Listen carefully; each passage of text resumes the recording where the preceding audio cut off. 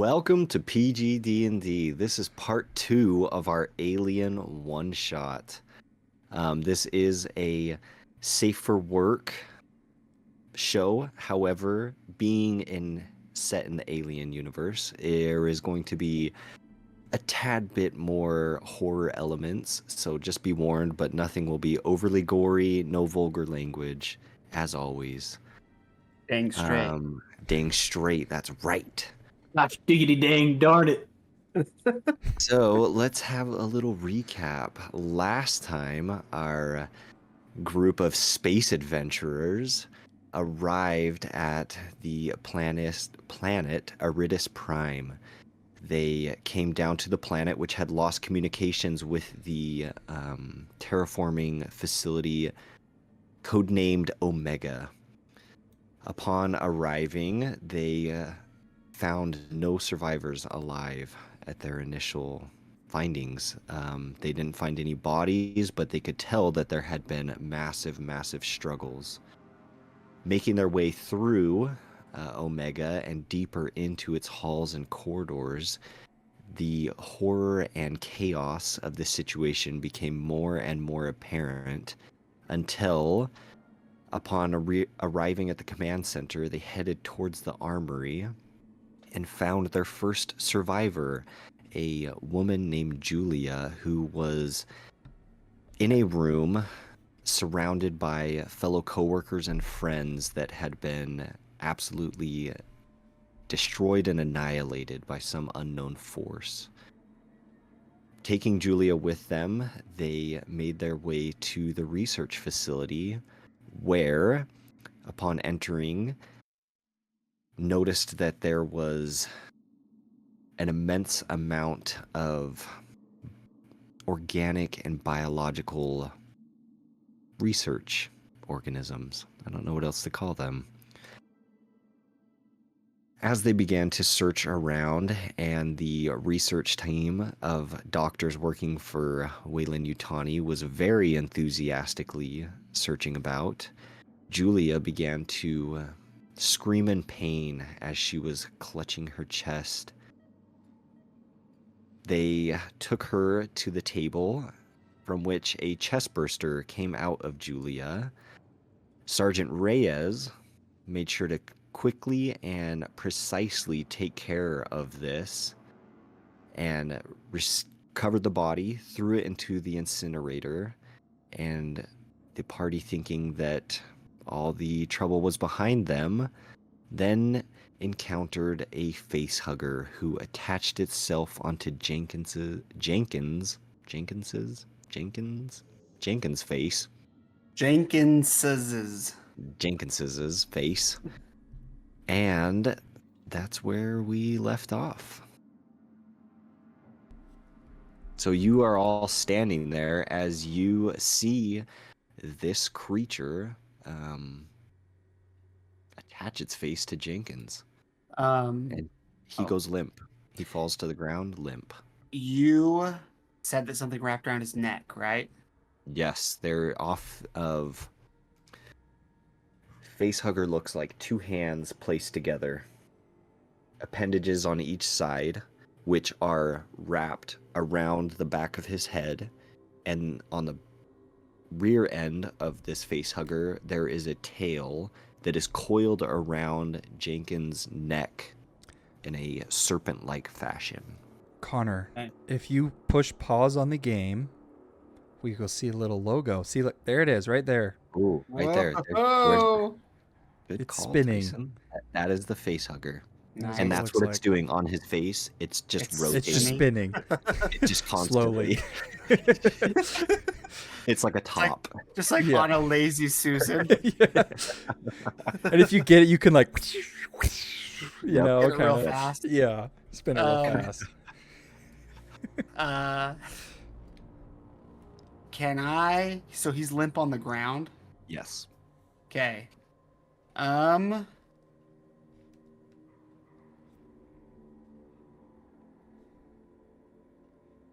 gonna shout at Ramirez to help me,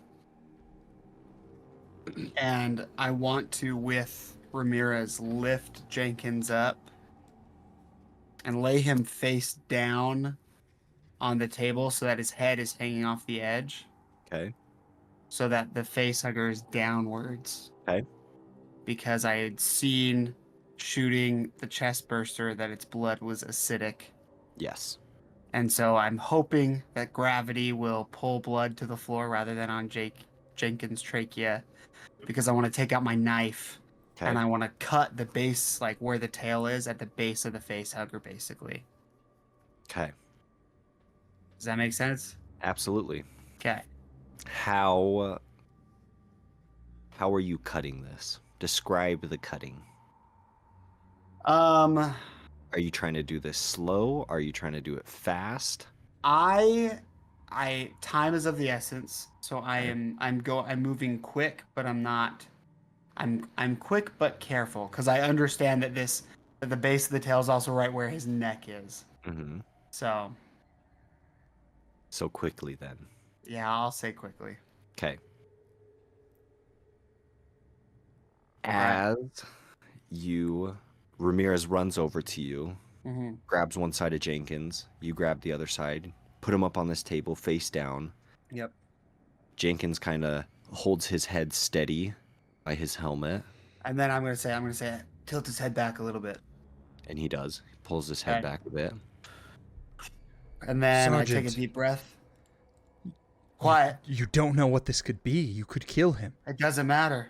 He's dead anyway, right? Yeah, I say And go. then As you say that, you can see his chest moving up and down. right. Okay, I guess I'm using knowledge outside of this game. I'm assuming he's Fine. going to be It's dead hard. anyway. It's hard not to. I don't know. I just watched something burst out of the chest of something else, Yes. another person. So Yep. I'm just gonna assume he's dead anyway. If I Okay. don't, I'm gonna try and do it. So, like, the head tilted back, this neck I imagine is like slowly like kind of tightening the Mhm. tail, Yep. and then I just kind of like go to put the blade against it, and sort of like stop as I do it, sort of like a little bit of hesitation, like, okay, this might be it, but I'll do it anyway. And so then I'm gonna start cutting quickly towards his neck, and I want to stop like right before I get there, and hopefully I've cut enough that I can just like yank the tail off. Okay. If that makes sense. Absolutely. So Okay. you take your knife, and very quickly you begin sawing into this tail of this creature. And as you go through once, pull Mhm. back, twice, pull back, this creature on his face begins to thrash and flail, and you can tell that the tail begins to tighten around his neck, but goes limp. But as this creature is thrashing about, the acid begins to flail and spread everywhere. Okay. Is there anything you want to try and do? I mean, there's nothing we can't. I wouldn't. I think I would still try and cut through to get it off. Hey. I think I'd kind of give Ramirez a look like, I understand if you need to like get to cover, if that makes sense. Yeah, Ramirez is kind of leaning back at this Mhm. point to Mhm. avoid the acid that is spraying about, and you are feeling flicks of it hit your neck, and everywhere it hits your neck and any openings on your arm, you feel the most intense burning. And as this creature continues to flail and flail, as much as you hoped that it would just be a slow drip down, you can just see Ramirez's neck is melting away and dripping down onto the floor. And after about 10-15 seconds, you begin to hear some gurgling, and then his body falls limp. What does the face hugger do? It detaches itself, falls onto the ground, and begins to flail about and kind of curl up like a spider. You can tell it's still alive, but it is very badly wounded. Okay. I will take out my plasma rifle and shoot it. Okay. I'm gonna say you don't even need to roll. I'm gonna stand. I'm gonna kind of tell everybody. I'm like, watch out for the overspray, and then I'm gonna kind of stand behind a barrel or anyway something where my body is somewhat covered, and then I'll Okay. shoot it. And you hit it, and it is a direct shot, and immediately this creature curls up into a ball and is still.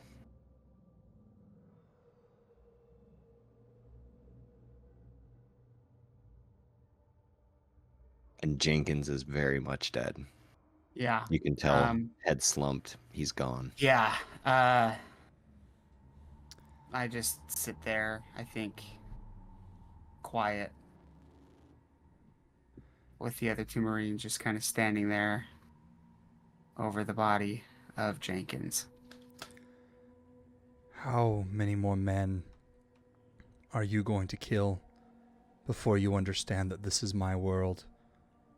I know more about research than you. This is what happens when a Marine is in a lab. And I kind of look up at you slowly, and I say, so this is your research. Huh, this is why you're here. What is it? New sort of weapon? New sort of way to keep the colonies or our enemies in line?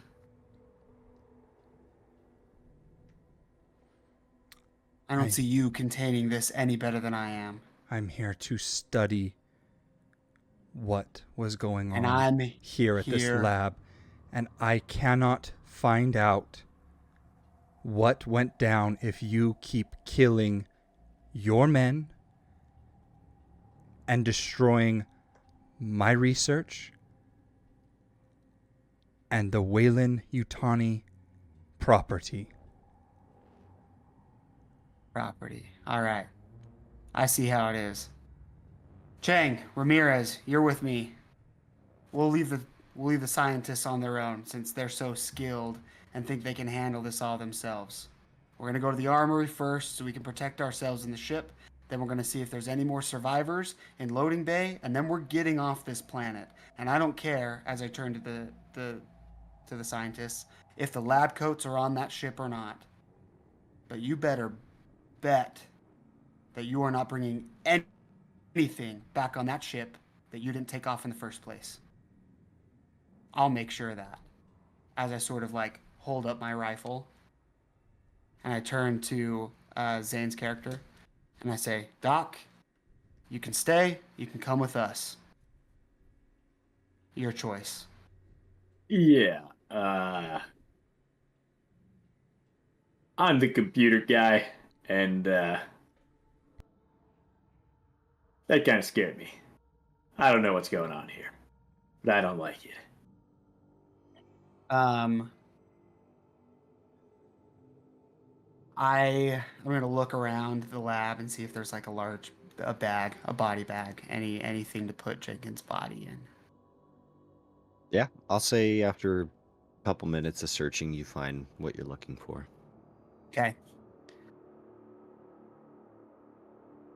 And then as I bag him up, I'm gonna look at Tyson's character and I'm gonna say, now can I take my Marine out of the lab, or is he Weyland-Yutani property too?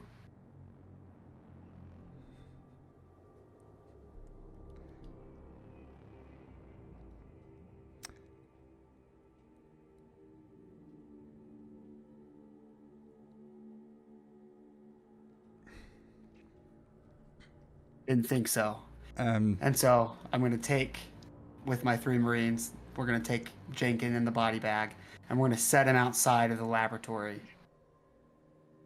And I tell Ramirez and Chang, I'm going to say we're going to double back around and pick him up, hopefully with some more survivors. Yes, sir. And you're And I going look back at to the- the armory? Yep. All right. Frankly, I'm looking for some more firepower to kill whatever's in here. So, and I check my watch. What time is it? Say it's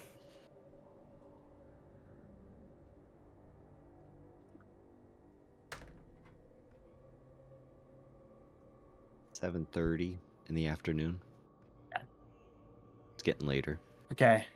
I say it's 19:30 now. I want to be wheels up 2100. Gives us 90 minutes. Doc, last chance. You coming with us? You staying here? I still have data that I Great. have to collect. I'll Let's meet go. you And I back at pick the my ship. Marines. We head in the direction of the armory. Okay. And we'll take As- anything extra off of Jenkins that we need. And we'll take his rifle and his pistols as well, so that the lab coats can't take them. Okay. As the Marines leave, I'm going to turn to Dr. Carter and say, I guarantee you I'm going to write them up for leaving us.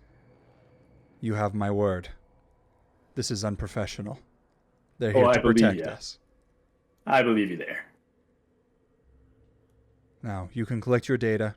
My team will do mine. Listen, like I said, I am here to collect data. Is there anything that I should be aware of as I do so? Just You know, don't open anything. Okay. I'll try. But the computer is over there. I believe that I can't remember which one I sent. Alex is over there trying to, or Ryan, I forget which one it was, is over there beginning to open things up. If you go with him, he can get you anything that you need. Perfect. And then I'm going to go talk to Caleb. You can see he's standing there, and as everybody kind of looks away, he just has a sly smile on his face, watching the Marines leave. That was quite the interesting display. It was fascinating. I've never seen such brutality. Yes. Now, the company needs all of this. Whether the Marines think it or not, we're authorized to take this. Gather what you can. Bring it back to the ship. Right away. And he calls to Ryan. Come help me over here. We have things to get. And they begin going through all the specimens and research notes around this laboratory and collecting different data.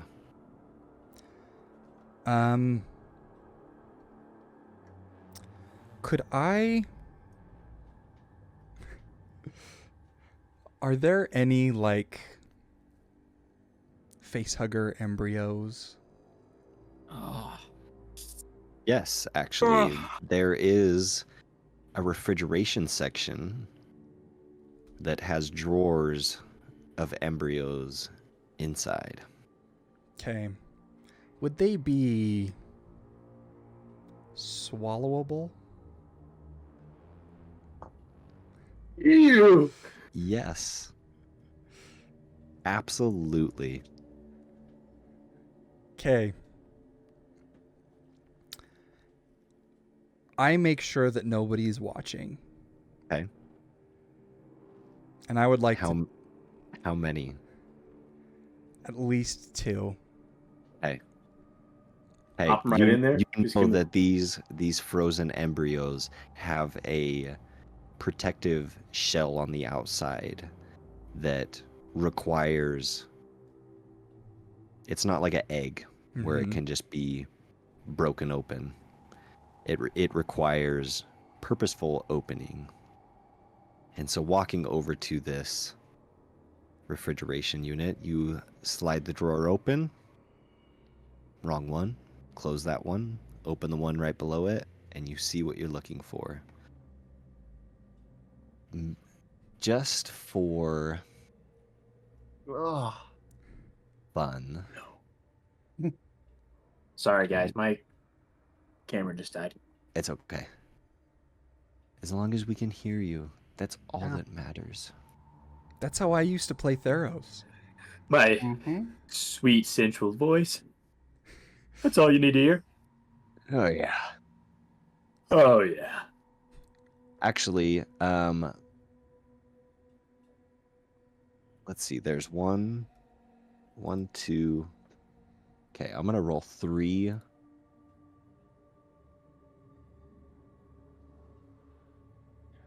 Okay. Did you guys see that? No. Okay, Mm-mm. perfect. All right. Great. You take 2 of these embryos, glance around, nobody seems to be looking, and you swallow both of them. Okay. Hey, is there anything else any of you would like to do? Here, I'll be right back, guys. Okay. Okay, no worries. Continue.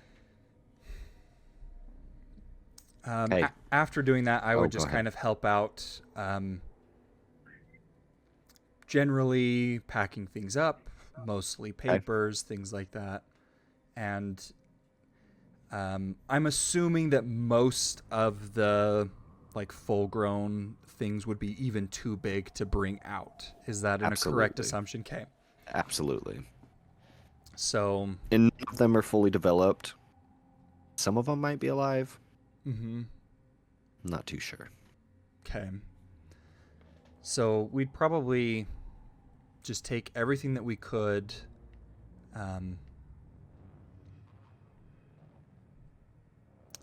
Yeah. Hey, And then Jefferson, if you're oh, go ahead. Oh, I was just gonna say. Then I just whenever we were done, I'd get back with Dr. Carter and figure things out. Okay. So. We will come back to that in just a moment. We're going to cut to the Marines for a moment.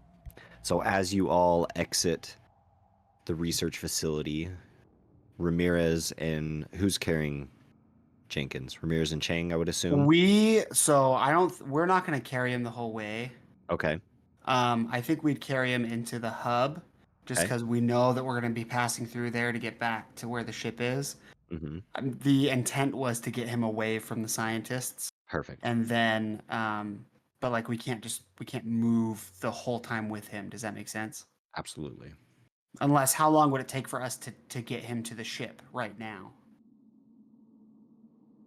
It would take you probably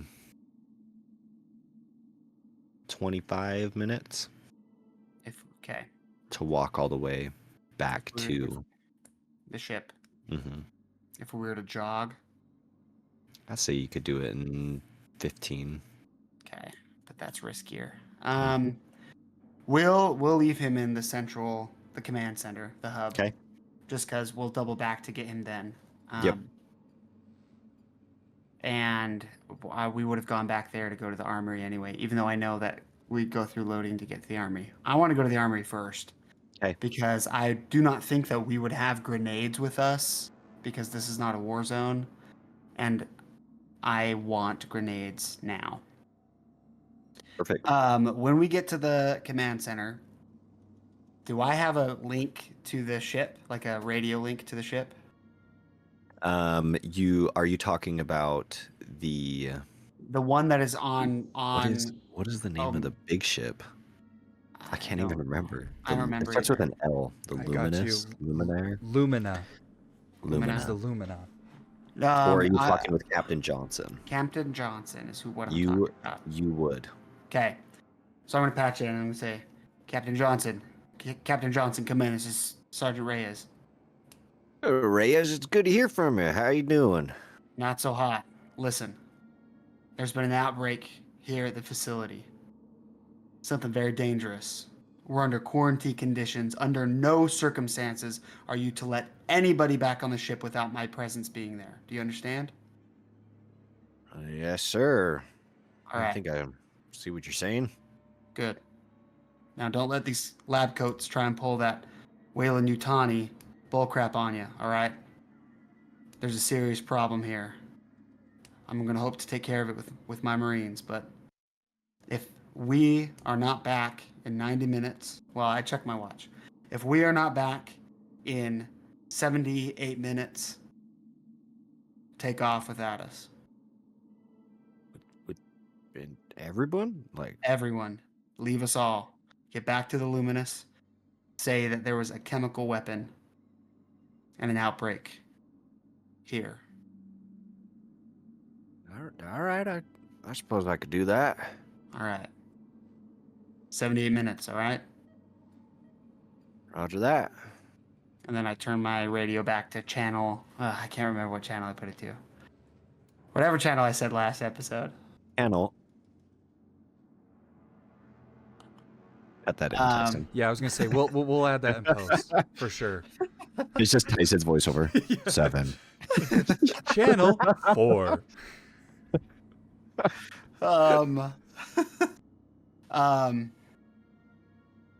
And then I'm gonna look both to Ramirez and to Chang. Okay. Am I able to take some creative liberty here? Sure, absolutely. Okay. And I'm gonna say, listen, I know we're acting outside of our mission right now, but like we said earlier, no plan survives contact with the enemy. Mm-hmm. That being said, I understand if you don't want to continue. I want to be honest with you because we're all Marines and you're minded to look after. I have a sister here. Her name's Christine. She works in loading bay past the armory. I want to get her out more than anything else. I'm hoping we can get some weapons on our way there. Enough to fight off anything that might attack us. And if luck would have it, enough explosives to blow this site sky high and all the research with it. I'm going to go, no matter what. I'd like your help. But if you choose to stand down, I understand. You know we're with you. You ain't got to worry about that. All right. And here's the plan. We go quickly but carefully to the armory. We shoot anything that moves, unless it's human.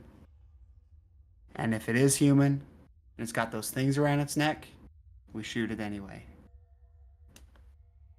Yes, sir. We'll get what we can from the armory, try and find Christine, make it back to the ship. 75 minutes. Lead the way. We're right behind you. Let's move out. And we'll start heading towards the armory. How fast? We... What pace? It is it's a walk, but it's a swift walk. Okay. And we have rifles and flashlights ready. Okay. We're not taking time to clear every door, if that makes sense. But as we're walking, we are shining our lights. Well, I'm just communicating like No, the I love speed it. at which we're moving. Absolutely. We're shining our lights into doorways and corners, but if the doors are shut, we're not taking time to open them and check like we were at the beginning. We have a destination, and we're going to try and make it there. Okay. At least until we get to the breaking point where where there's the opening into the vents, in which case we'll wait a minute to scope that out and then move on. Okay. As you make your way down this corridor that you know leads to the armory, there are several doors that are ajar. There's several doors that are wide open, and you can see claw marks and scratch marks set an inch and a half into steel.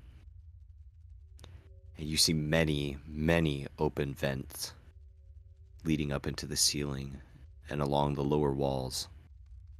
Oh boy. But 5 minutes goes past. Not a sound besides your own breath and the footfalls behind you. 6 minutes. 7 minutes. At the 8th minute, you make it to the armory. What does the armory look like? The armory is like a evidence locker in a police department. So there Okay. would be the front area where you would check in. Mhm. There is a door that leads into that. And then behind that, there is another door that leads into the actual armory itself. So where you check in, is there a window that looks into the area? There is. There's a little Okay. slot on the bottom half. And there is a probably 4 foot by 6 foot tall window. Okay. I direct Ramirez and Chang to watch, because is it like basically there's still just a continuous hallway one direction and the other, and the Mhm. evidence locker's like to one side, or sorry, Yes. the armory's to one side? Okay. Yeah, if you're heading towards the loading bay, the armory would be on your right. Okay, so I'm going to direct Chang and Ramirez to post up on either direction of the hallway to give us cover. I'll do a quick listen in the vents, and then if I don't hear, I'll do a quick listen in the vents first. Yeah, do it. Make an Okay. observation check. You gotta succeed on one of these. Okay, I would hope so. I don't think I've succeeded on an observation check You yet. haven't. It's astonishing, really. Hey, Nice. So, a success. Nice. hey, you take your flashlight and your rifle Mhm. and you shine it through this window. Kind of cut the pie as much as you Mhm. can, looking into there. No immediate movement. You take a minute, tell your men, quiet down, and listen in. You don't hear anything coming from the inside of the armory, Mhm. but you do hear skittering. Where? Not close. Mhm. It's hard to tell. Okay. It's faint. It's not close, Mhm. but you do hear something moving somewhere. Okay.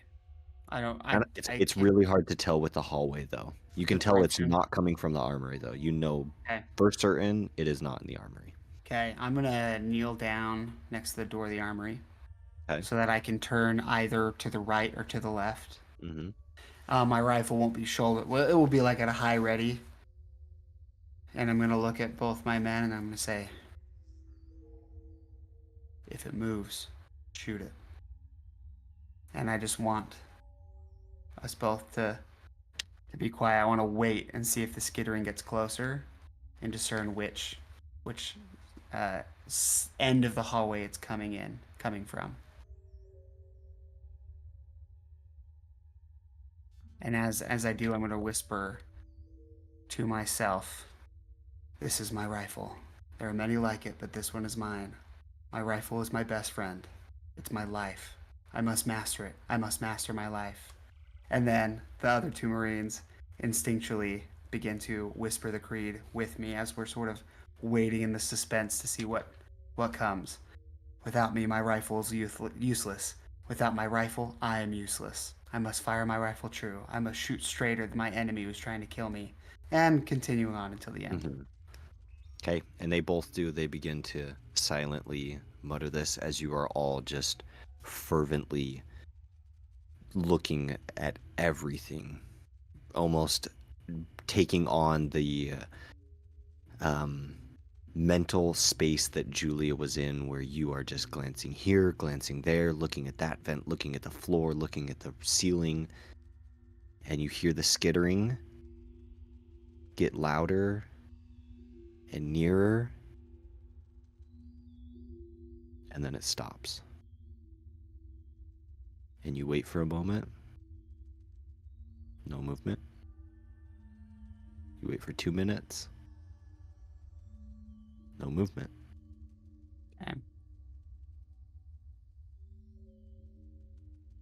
Keep your eyes sharp, boys. And then I'm going to turn around. Is there a keypad? There is. Okay. I'd like to point out how excruciatingly anxiety-driven it would be to have to stand somewhere for 2 whole minutes, listening to see if you heard this noise again. Yep. Would be. Hey, we're trained to do it. I Don't even worry. felt a little bit of that. I felt like it was 2 minutes. My blood pressure just went up a little bit. I know. Everybody, we're all gonna sit here for 2 minutes now. Oh, please no. We're not. I'm gonna punch my code into Okay. the keypad. As you begin to hit your code into the keypad, no response. Nothing. Okay. I check the door. Is it locked? Nope. Okay. Surprisingly, no. I'm gonna open the door. I'm not gonna enter. I'm gonna do the same thing as the window, and sort of slice the pie before I go in. Okay. As you open this door, it lets out a nice. Even though you try to, I don't know if that came through on Discord. I hope it did. Yeah, it did. I heard it. Yeah. Oh, it for sure did. Um, It for sure did. Perfect. As much as you try to be soft with it, it's just an old creaky door, and you glance inside, check one way, jump to the other side of the door, check the other way, no movement, nothing. Okay. I'm gonna say, Ramirez, watch the door. Chang, you're with me, and then we'll all move into the armory. You and Ramirez takes the frame of the door inside of it so that he can have cover, hopefully, from both directions. You and Chang enter the armory, and upon entering, you see before you there is a long window where you can see inside rows and rows of armor and guns and ammunition and anything and everything that you want. You also see on the inside of this window that there is blood spattered all over the inside of the window. But you see the door off to your left that leads into this armory. Okay. I'll take point. I'm gonna walk very slowly, very cautiously into the armor. Are the lights on or are they off? They are off. Okay. All right. Okay, so you make your way over to this secondary door. Are you opening it? There's no the door doesn't have a window, correct? The door does not have a window. Does it open inward? It doesn't open outward. It opens inward. Okay.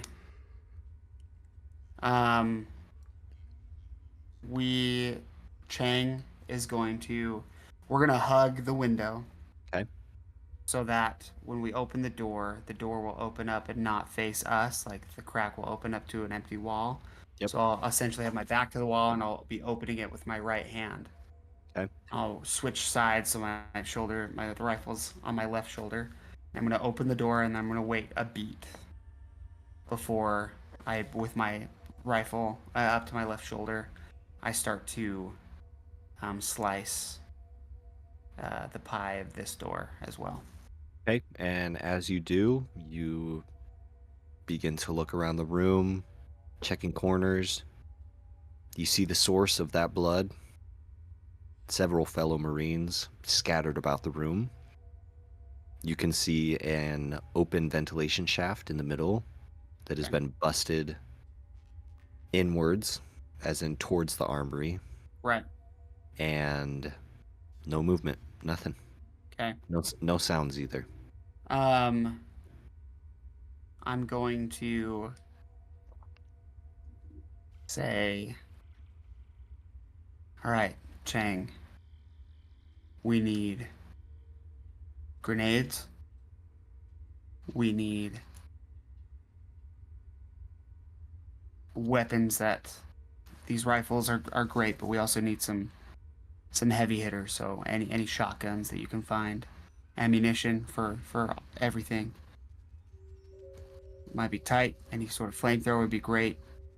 And then we're looking for plastic explosives, remote detonated. We can place around this area. I'll help you. I just gotta, and I look at all the dead Marines. Gotta take care of something first. Okay. And he says, yes, sir. Goes in, is clearing as he's going through, and begins to gather things that he finds. And I will go to each of the dead Marines. How, if you can't answer, did they die?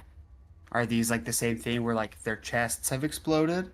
Or is it like Not chest exploded. Mhm. Many of them are ripped apart. You see 2 of them that have a hole directly in their skull, Mhm. and that went through helmet and all. And yeah, but no chest bursters. Okay. I will do my best to gather up dog tags if they are still on their person. Yes, they all are. Okay. And I will. I'll collect all the dog tags. And then I will also start looking for my priority are grenades and then like the remote detonated plastic explosives. Okay. And then secondarily ammunition for shotguns and rifles. Okay, I will say that you find 6 grenades. Okay.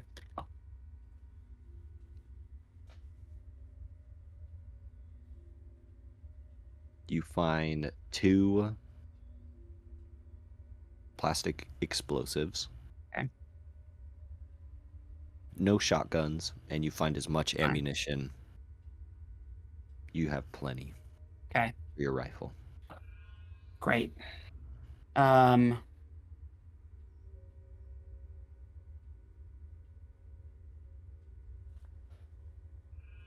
would there be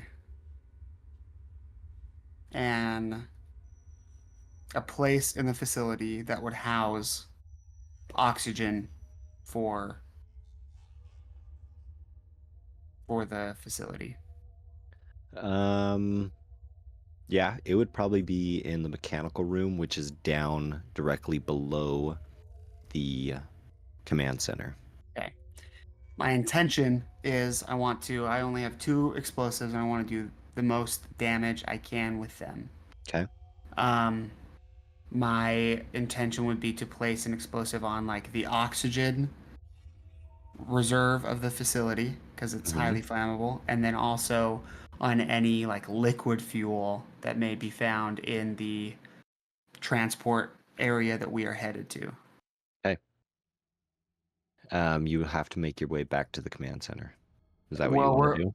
not right now because we're going to go back to pick up Okay. Jenkins' body. So I will place the first one uh, if I find any liquid fuel reserves in the transport area where we're headed to find my sister. And then we will, when we head back to the command center, I'll go down and put some explosive on oxygen tanks. Okay. So, as you and Chang find what you're looking for in the armory, you Mhm. collect the dog tags. You look at him, he looks at you, you give the signal to move out. You come back around that corner, and you see Ramirez kind of poking out from the door frame, Mhm. and he's looking down in one direction. And as you guys come out, he kind of turns quickly, Mhm. and coming down from the ceiling, you see a dark silhouette, quiet as can be, but Okay. moving with an immense speed. And as Ramirez goes to turn around and sees Mhm. this creature Oh. standing before him, taller than you would imagine, Mm-hmm. Head slicked back, almost looking like chitinous armor is attached onto it with long appendages for hands, and a tail that you see flips up with a dagger point to the end of it, and it lets out a blood-curdling hiss. I shoot it. I try. I know I'm not supposed to shoot in the direction of my own marine, but it's large, right? Yes, it's Okay, I'm- huge. Yeah. Especially with I'm- him kneeling down. Because he is, yeah. It is tall. Taller than any man that you have ever seen. Yep. Okay, I need you to just roll 1 DB dice. What is a DB dice? So if you go into your chat, it's just your normal dice. Okay. DB, Actually, sorry, roll. DS. Let's do 4 of them. How do I increase the number of them? Just click on it 4 times. Okay.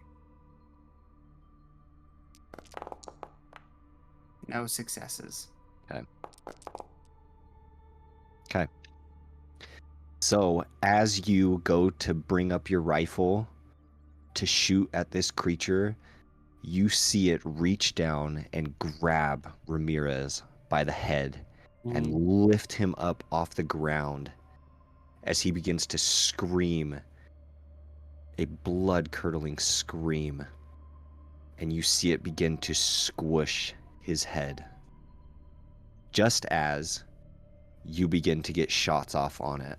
So I need you to roll with your weapon for me. All right. Also, if you've played the Alien RPG and you know all the rules, cut your boy some slack. I was gonna That's say, awesome. I'm making it all up. typically, initiative is done with cards in the Alien RPG system, but we do not have cards.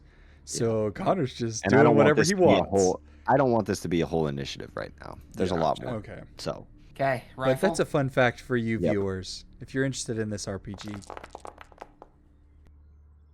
2 successes, no stress dice. okay, let me see.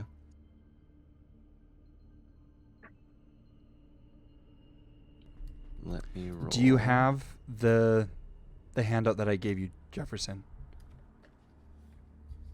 In Discord. Did you even... Oh, let me pull it up. I do not. It has Give what me you can 1 do second. with additional because the way that, for our viewers at home, the way that combat works in Alien is that you roll and you try to get successes, which are basically a 6 or that T. And if you get 1 success, then it's a hit. If you get multiple successes, you can spend those successes to do additional things. Mhm. And in combat, that typically means that you would spend it for like more damage or for extra effects Right. or things like that. So that's kind of how the dice system works in the Alien role-playing Mhm. game. So these are So- stunts, is what you're saying. So the stunts are the things that you can spend. So 1 stunt is equal to 1 additional success. So you currently have 1 stunt that you can additionally spend. And your weapon has a base damage that it deals, which is probably like Mhm. 1 or 2 or 3 maybe. Right. And then you can add on those stunts to make it like a, instead of a 3, it's a 4 or whatever it is, right? Right. So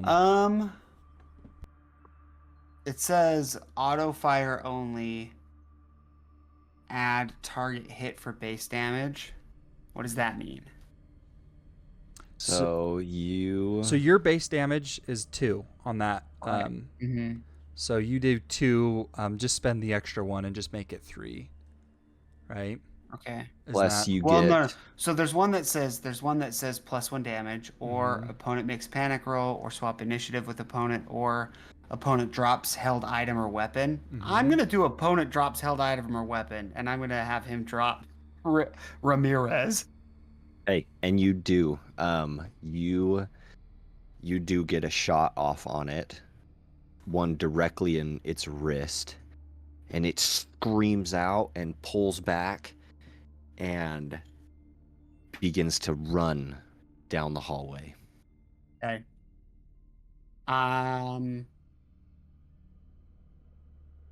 Which direction does it head? Left or right? Towards the loading bay. Okay. I'm gonna run out into the hallway. I'm gonna step over Ramirez, Mm-hmm. and I'm gonna try and unload just down the hallway as it's running away. I'm just Okay. literally just trying to shoot anything. I know it might be tough, but Roll another fire at it. okay. One more hit. Okay, you pop around this corner, stepping over Ramirez, who is clutching his head in pain, and you see this creature slithering away on all fours at an incredible speed. You, being well adapted to your weapon, pull it up, take a shot, and you see it hit it right in its back as it begins to continue to run off. But you know you got another shot on it. Okay. And then once I do, I'm gonna look down at Ramirez.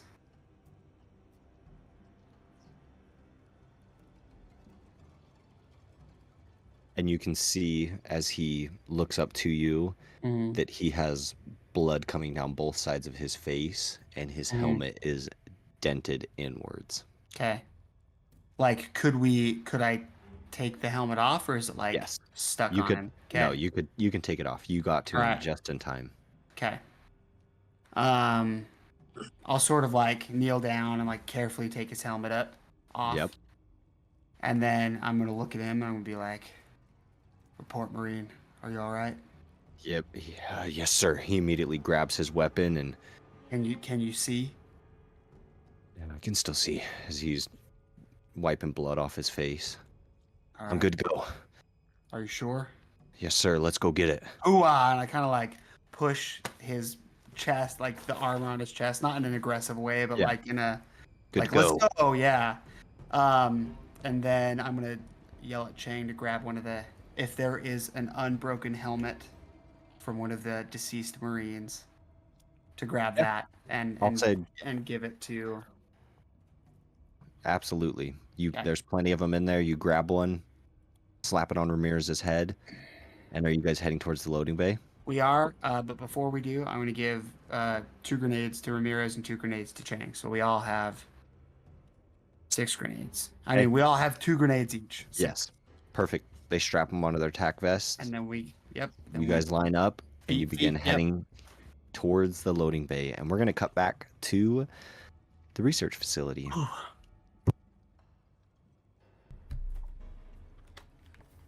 So, as you are all doing your research, acquiring different things, Dr. Carter, you are going through the computers, getting all the files. Everything's going smoothly. After a few minutes, after about 10 minutes, you guys hear screams coming from back towards the command center. Human screams. Can we tell if they're male or female? Male. Male. Sounds just a little bit female. It's a little high pitched. It is. You can tell it is like one of those. It's not like someone fervently excited. It is like a I am in pain, my life is in danger type of scream. Yep. Wrap up what you're doing. I think it's time to go. Yeah, I think I agree. And all of your helpers and assistants begin to gather up their materials in a matter of minutes and are ready to do whatever you all wish to do. Did I find anything good on the interface? You know, Did like you? I absolutely would have peeked, even though Tyson's character said not to. I would have absolutely been looking around for some, like after seeing what I saw, I would probably be looking for, like files with names that say experiment, what's some other related words? Embryo, Top Specimen. DNA. secret. Top secret. Classified. Don't Yeah. open. Top secret. Don't open ever. I'm like, probably not that one. That looks boring. You do find several going through all these documents. You find several talking about the research that they were doing here, how they, upon initially terraforming this planet, they found a, in their words, alien ship that seemed to have been abandoned. Upon entering this derelict ship, for lack of a better word, Nice. they found life in the form of an egg chamber. They began to take these eggs and began to study them and figure out the evolutionary process of this, what is referred to as xenomorph. And you find plenty of it. Of what? Just research on this specific subject, different embryonic stages. I mean, how long are you lingering on this? I would say, and Ethan Carter, like he's tech guy, like reads fast, skimming through stuff. I'm trying to find. I would like, try to get to the bottom of the thing. Anything pertinent to how they, especially anything dangerous about them. About the I mean? xenomorphs? Yeah, about the xenomorphs. Like They- obviously a lot, but There is so much, almost half or maybe even 65% talks about how deadly and aggressive these creatures are. They have acid for blood. They come in swarms. They work together. do they have any flaws? I would also want to take a look at that. They are the perfect Is it not like being. They are the perfect being. That's- Roll me a. Oh, I'll do it for you. I'm gonna Thanks. have you roll a tech check. Okay. And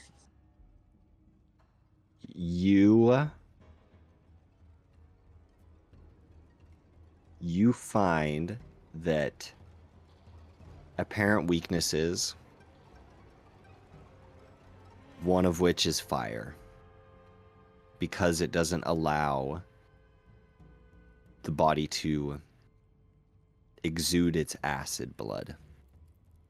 oh, How many minutes do you spend delving deep into this? I need an exact number. how long have we been there? A total, I'll say about 15 15. that you've been working on the computer. Depending on how long it would have taken me to gather all of the data to begin with, I would focus on that first, and then the rest of my time leading up until right now, I would Hey, spend I'll say you have 8 minutes. 8 minutes. Okay. That you could have delved deep into it if you would like. How many of that 8 minutes do you want to delve deep?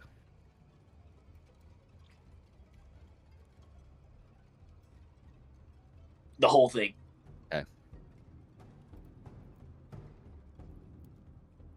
Okay. I could- After I gotta know. you begin to delve deep into all this and looking into file after file after file after file, images popping up on screen of these creatures, the anatomy as far as the research team here understood it. And after 5 minutes, Dr. Thompson, you look over and you notice Dr. Carter delving into things that he should not be looking at. Specifically, exactly what you asked him not to look at.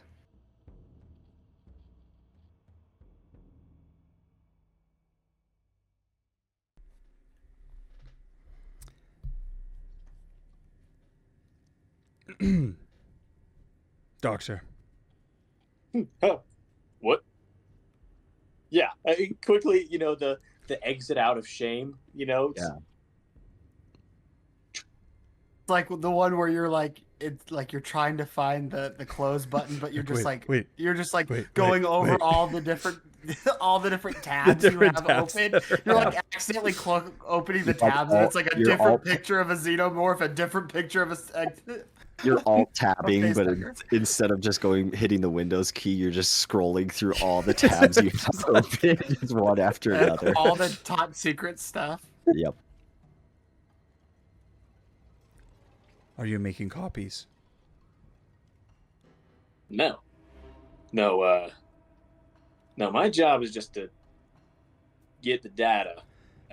Your job now is to make copies. We need it. Okay. I will do that.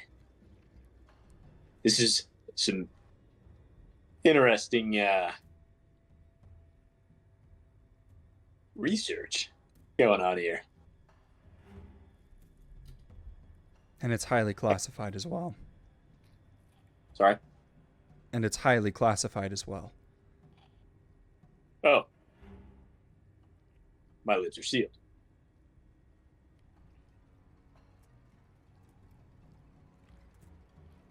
Give me that data,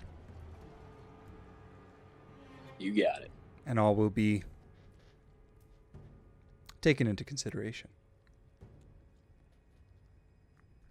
Thank you very much. I just have to say, curious guy. I like to poke around and things. But as much as I am curious,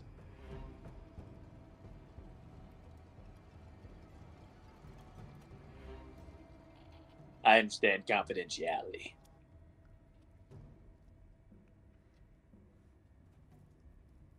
Good. All right, team. Start working on getting those copies. And they do. Within a matter of minutes, you have all the data copied on a thumb drive. Are you asking for physical copies? No, just like on a thumb drive or on it. I need it printed. You're waiting for the That's printers. Like, There's like another 4,000 in that room over there. it's like Already, double sided, so like the The, paper pops out, and then goes back in, prints, and finally comes out. Or ink. The printer run out of ink. It's going to take there, another 2.5 hours. We're all out of black ink. Do you have anything that could maybe? Color or black? I'm sorry, we Behind it, lost connection there's just to a the printer. pile. There's a pile of empty ink cartridges.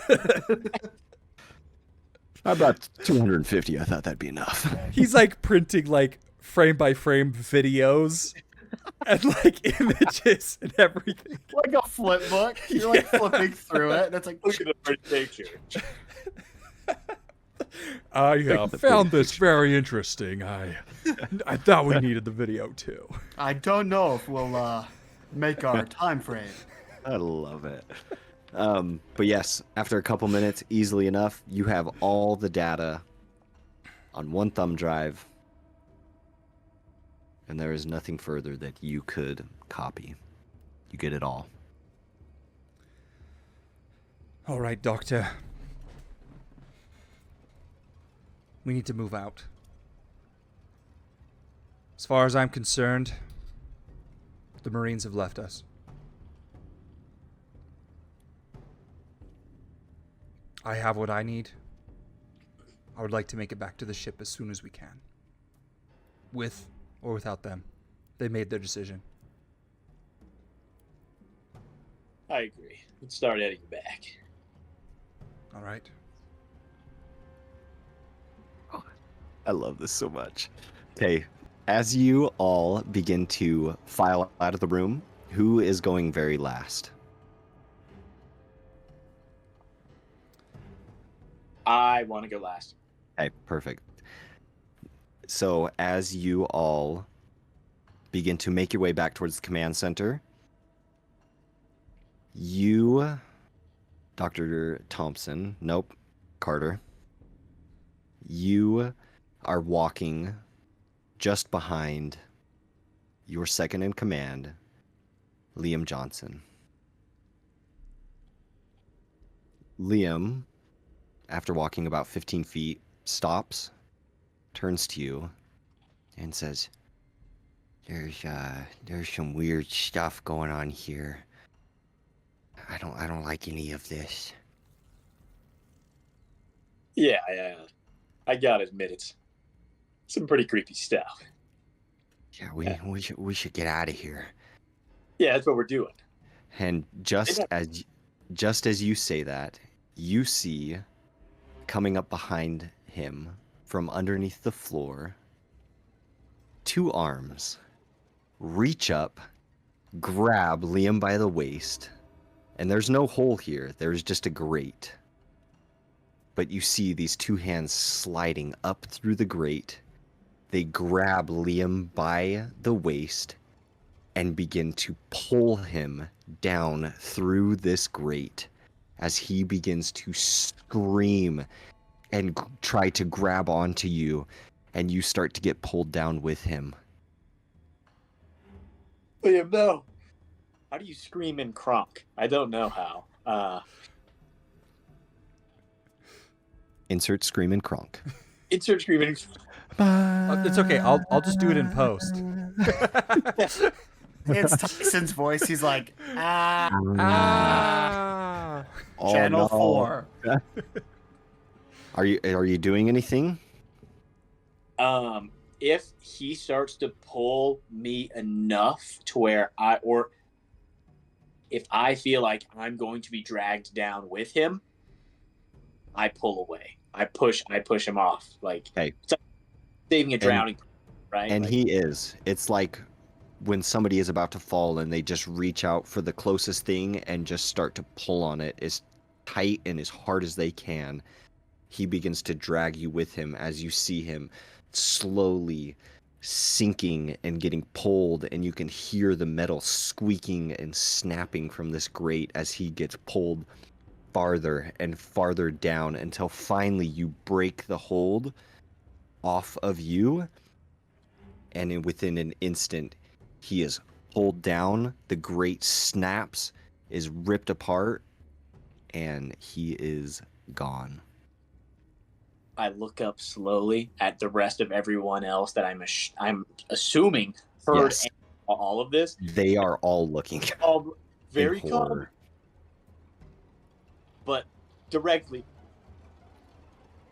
we gotta run. Agreed. I would have my handgun out. I take that back. I say, run. Love it. And you all begin to sprint back towards the command center, running away from this. I will say, as you are all leaving the room, you glance back and you can see those black, long, extended appendages begin to come back up through the grate. And peering up out of the grate, you see the head of this xenomorph staring at you. Not chasing, just observing. As you all continue to make your way towards the command center. And that's where we're going to go back to the Marines.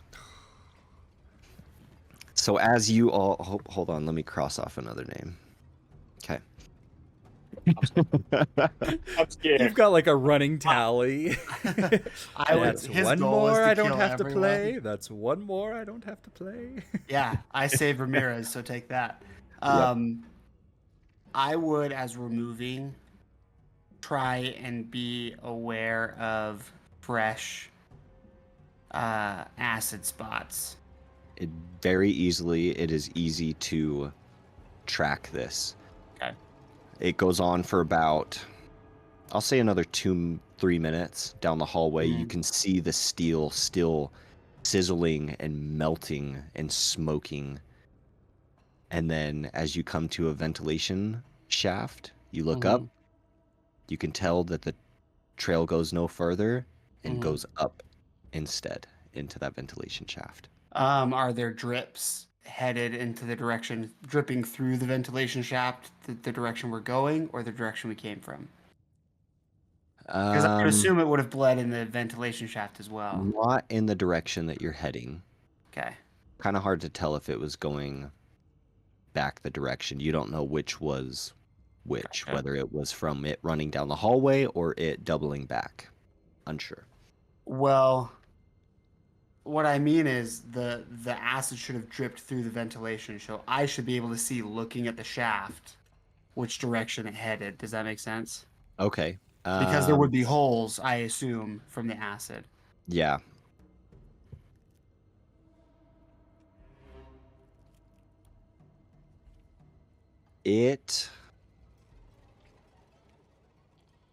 How much time do you want to spend here? Because it's a not minute. you can tell that it definitely went up the ventilation shaft. Right. It wasn't, the creature is so large that it is by no means, I mean, it's squeezing its way through this Gotcha. specific ventilation shaft. Mm-hmm. So while you can see pockmarks and burns going up this ventilation shaft, Mm-hmm. you get the idea that that second shot did a number on this creature. Okay. And that because of the moving and the flailing of it climbing up into this shaft, it makes it very difficult to tell which exact direction. Okay, that's it fine. went. I'm not going to spend much time to try and discern that. Just like a minute to see if I could see real quick. Like I shine my flashlight in both directions, and if it look comparable, I'll just keep going in the direction we're going. Okay. You continue after about 4 more minutes. You make it to the doors of the loading bay. Are they shut or are they open? They are partially ajar, enough for you to get through. Same like before, where it's like kind of been ripped open. Not ripped open, just like the doors got to a certain point. Power was lost in this section of the building, and they just stayed where they are. Enough, they're closed enough that you have to go through single file. All right, we'll do that. Okay. You enter into the loading bay, and you see an assortment of research vehicles. You see a couple of the tank-like vehicles, and there are boxes and crates and the same chaos that you've seen everywhere else. There's body parts strewn about, there is gore on the walls, but it seems all quiet. Okay. All right. I check my watch. Mm-hmm. I say, okay, we have 15 minutes to look for Christine. If we don't find her in that time, we'll move out. Okay. How are you? Oh, sorry, go ahead. Oh, I was just gonna say she 5'5", 125 pounds, give or take. Dark hair. Last I saw, it was about shoulder length, which was a couple years ago, so might have grown out. Dark eyes. Okay. If you find Lottie, please let me know. Connor, can I ask you a question? Mm-hmm. Would I have found anything, and I'm trying to relate this to what Jeff is talking about, just an idea that popped in my head. Would Carter have found out or seen anything about test subjects in the data? Absolutely. Okay. Did anything stand out by chance?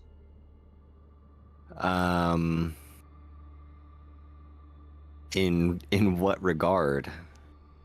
In the regard of them using human subjects to allow these creatures to lay an embryo inside of them, and then taking said embryo and either killing it or doing several experiments on it. Anything outside of that you're looking for specifically?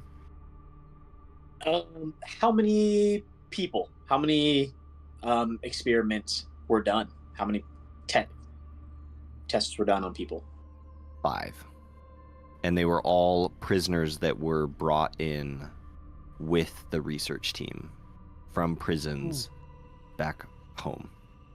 Did I ever hear Jeff's character, the Marine, mention his sister before this? That's up to you. I would not have talked about it to anybody Did on I? the Luminous, but there was the moment when I talked to Julia about her, and that was not like I just asked her straight up. It was kind of tried to be hush hush. So Mhm. if you would have been close and listening, you could have heard it. If not, then no. I would say Like I wasn't like I didn't like whisper it in her ear and like wait for an answer. You know, I'll leave it was that like up to I your kind of discretion, Zane, pulled because her you were aside and asked her. So you were 'cause keeping an eye there. on her. Yeah. And you were keeping an eye on her. So I'll leave that up to you whether you heard that conversation or not. I personally would say that I probably did. I mean, what am I going to do with this? I'm just trying to figure out if my You're a character. curious guy. Yeah. So Just collecting data. I love how ambiguous that is. You're just like, Yeah. I'm just here for the data. It's like, what data? Like, what does that mean? It's No so one's funny. like- Like, all of I'm us just here have for it. such clear objectives, and then there's Satan's character. Data. He's like just here. I'm just here. I'm just here for the data. What data? I'm just here for Just the the data. data. all of it. All You the need some data. morphine? You feeling sick? I'm here for the data.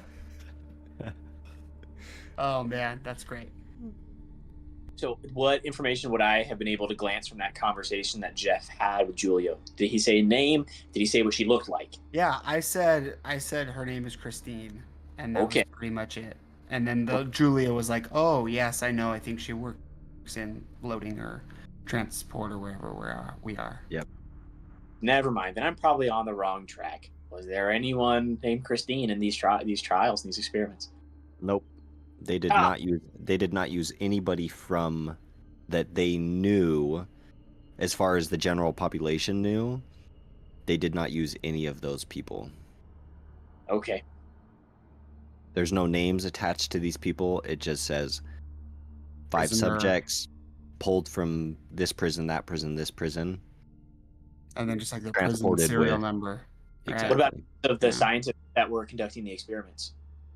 What's that? What about the names of the scientists that were conducting the experiments? Was there a Christine amongst those names? There is not. The main one that you see is Dr. Alexander Kane. Okay. Never mind. Sorry, I derailed your all's conversation You're for good. nothing. You're good. So, And is this Sergeant sorry? Reyes. Is this loading dock like I'm imagining like a big garage almost? Big Is that what warehouse, this is? A essentially. big Yep. warehouse? Okay. So I don't think that we would all be clumped together looking. I think that we would be near each other, but spread out enough to conduct our own searches to cover ground as fast as possible. Okay. Where do you wanna search? I will go. I think I would walk sort of down the middle between. I'm assuming there's like vehicles on both sides and like a middle space. Mm-hmm. So I think I'd go down the middle space while Chang and Ramirez do like sort of around the vehicles on either side. And I think I'd walk, or my intention would be to walk to the end to see if there's like an office of some sort. Okay. Are you saying anything? Are you just going through quietly? I think I'm going to be walking semi-slowly, rifle still ready, and I think I'm going to be whispering as I go, Christine. Christine. Okay, as you are all making your way through here, searching behind crates, Ramirez and Chang are checking inside vehicles, you whispering her name, you hear off to your left a thump. I raise my rifle and move my flashlight over. Okay, seeing your movement and tracking your flashlight, Ramirez and Chang both come up behind you, hearing the thump as well. Ramirez says, I think it came from that vehicle over there. What does the vehicle look like?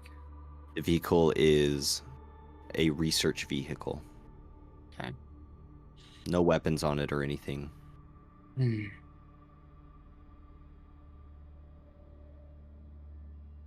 And you Wait see here. through the windshield Oh, yeah. as you tell them wait here and I'm begin gonna to move walk towards. so slowly, yeah. You see movement on the inside. Something Okay. go past and get low. And I'm gonna hold up my hand and I'm gonna say, let's not open fire until we have a better idea of what it is. Could be a scared survivor. And I'm gonna still walk very slowly. Is the car like facing us, so we're only looking at the You are the looking at windshield? the front windshield of it. Okay. So I am going to. And there, I should it's like a transport truck. Mhm. So the back is all Enclosed. armored, enclosed. Just Gotcha. that front windshield is pretty much Okay. the only view, and two little And portholes out the driver and passenger door. And I can't tell what is moving in there, or can I try and discern if it's humanoid or xenomorphoid? I mean, what's the difference? I mean, It was one is black and has a massive face with long claws and a tail. The other one would have a face. But how do not you much tell the like my difference own. by a thumb? you don't get specifics. All you clocked was a quick movement of That makes sense, because the reflection of the light, also of our Yeah. flashlights from the windshield, Like- would be difficult to see inside. So You know I'm it's going to big. walk It's- slowly. it's big enough enough to be that a it's person. or a xenomorph. Gotcha. Yeah. And is the vehicle like moving a little bit as it moves inside?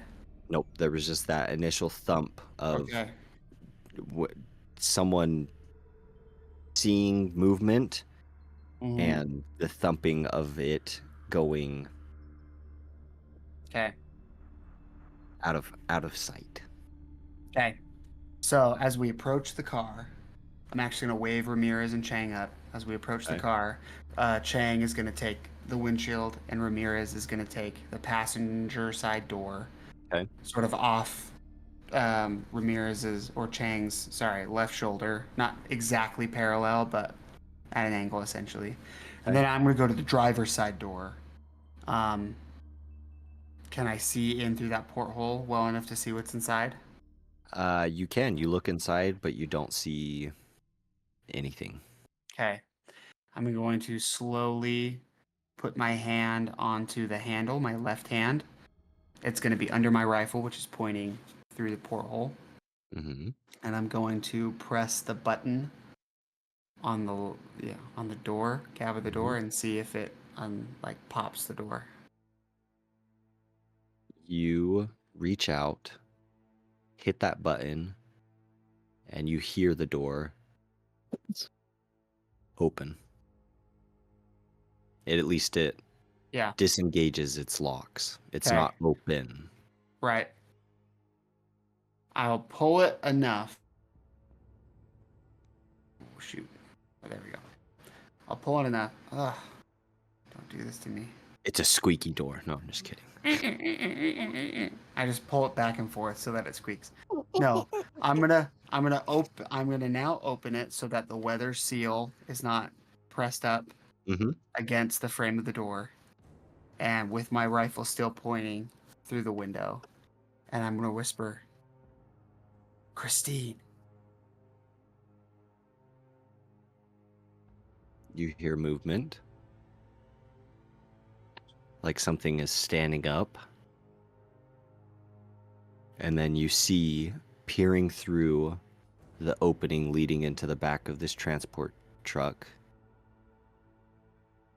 your sister. Poke her head around the corner. Like, I'm looking down the side of the truck and I see her poke her head around the corner.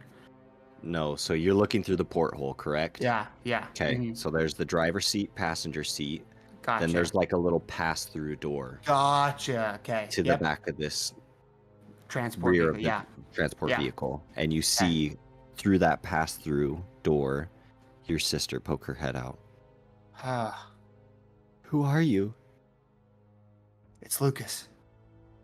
Lucas? And then I put the flashlight down so that she could see out the window to my face. And she immediately, upon recognizing your face, runs and begins to push through the driver's side, pushes this door open, and just throws her arms around you and begins to sob. I know you're scared, but we can do this when we're safe. As I kind of like try and push her off of me. You're the last person I expected to see here. Don't worry. When I heard that they were sending a detachment here because there was a communication issue, I made sure that I had first pull. You really are the best. We promised we'd look out for each other if we ever came out to space, so just keep in my end of the deal. Thank you. Let's. Do you have a way off? Yes, we do. There's a ship waiting for us. But before we go, I need you to let me know if there is a tank, a storage area where you keep the liquid fuel for all these vehicles. Yeah. Yeah, it's I think it's over there. As she kind of motions back to where the way you came. Okay. Is it outside or inside? It's inside. It's on one of Okay. the outskirts. If you guys were coming down, you found Christina on the left. Mm-hmm. This would have been on the right of where you were. Gotcha. Okay. Do you know? Would I get the would it seem safer to get in a vehicle and drive to the ship, and or faster?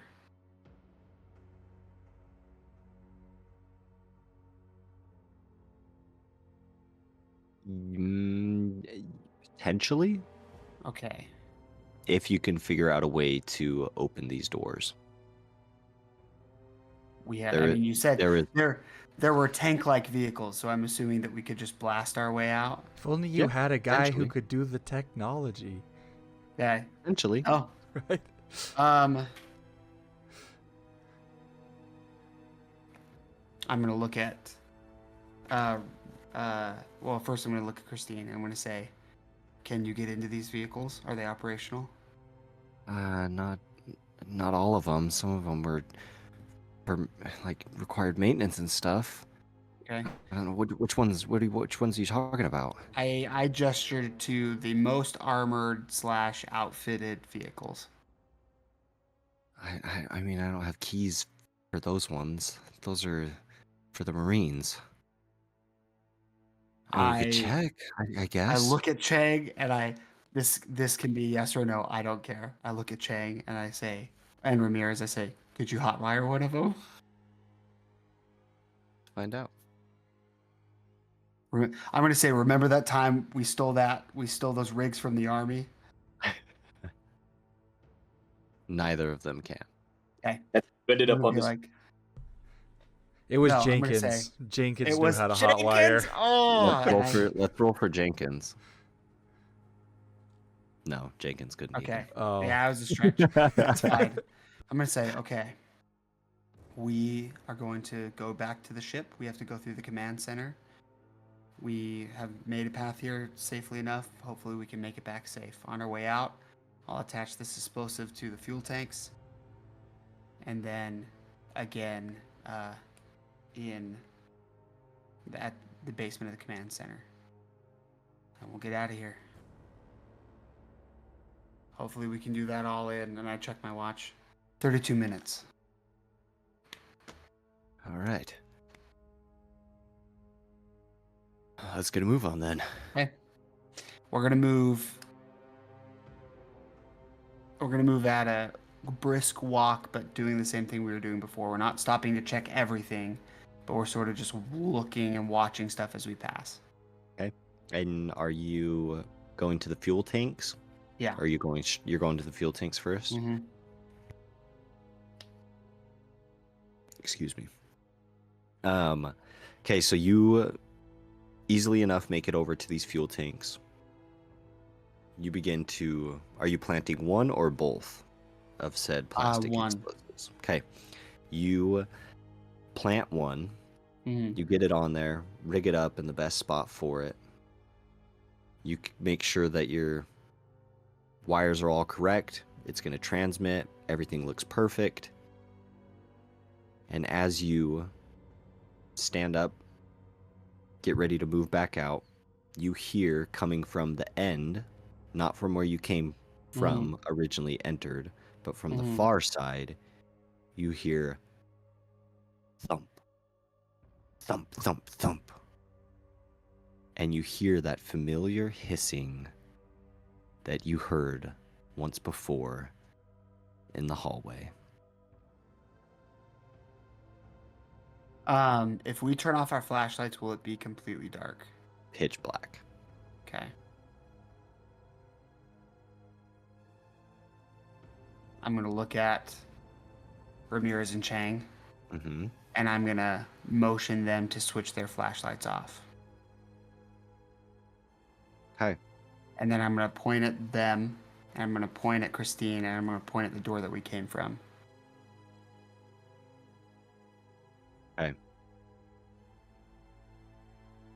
And then I'm gonna kind of look at Christine and kind of like squeeze her hand, and then I'm gonna go with my flashlight in the opposite direction. And there's still light in the space, so I'm hoping that they can, with the So light you- of my flashlight, essentially. I'm not pointing it in the direction they're going. I'm imagining, you know how like someone, like when you're in a warehouse, someone Yes, turns on a light the and it's ambient. directed. Yeah, the ambient lighting, exactly. Okay. So you are, I just want to make sure I understand this right. They are heading down one pathway, Mhm. one side of this warehouse, back Yep. towards the entrance. Yeah. You're making your way to the parallel side. No. You're heading towards Mm-hmm. where you heard the thumps. Yep. Okay.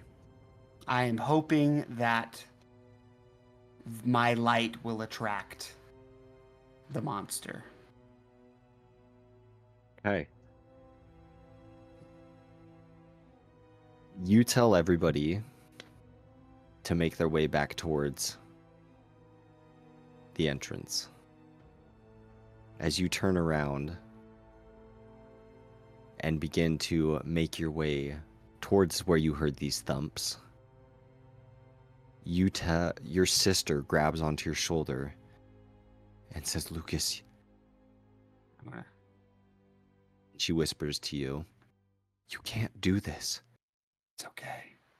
No, I'm right behind you. no, no.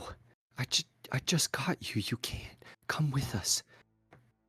Listen, you have a better chance if someone runs interference. Okay. And you pull away from her? Mm-hmm. Okay. I As kind you of like, pull- I kind of take her and I like put her forehead against mine for a second, Yeah. and then give her hand a squeeze, and then I start moving towards the thumps, but hugging the right side, the wall on that Okay. side. Okay. Ramirez and Chang, knowing what you are doing and why you're doing it, Mm-hmm. take your sister gently. Say, "We gotta move. Come on." And with tears streaming down her face, she slowly begins to walk backwards until finally realizing the gravity of the situation turns and begins to move at a brisk pace. What And what are oh. you doing? I am walking very slowly. I'm hugging the wall so that Okay. my right shoulder, my back is up against the wall so I can see in front of me, and then for every like cuz the way I imagine it is these cars are parked like in lines essentially, bumper to bumper, like in rows, right? And so as Mhm. I'm Yep. walking forward, I have to pass every row, and as I pass the row, I move the flashlight over to see if there's anything in that row ready to shoot, and then continue on. And as I do so, I'm going to start saying to myself, "This is my rifle. There are many like it, but this one is mine." And I'm going to slowly get like louder and louder as I move to every corner, just ready to now if anything, if there's any sort of movement, I'm going to shoot no matter what. Okay. Roll me an observation check. Okay.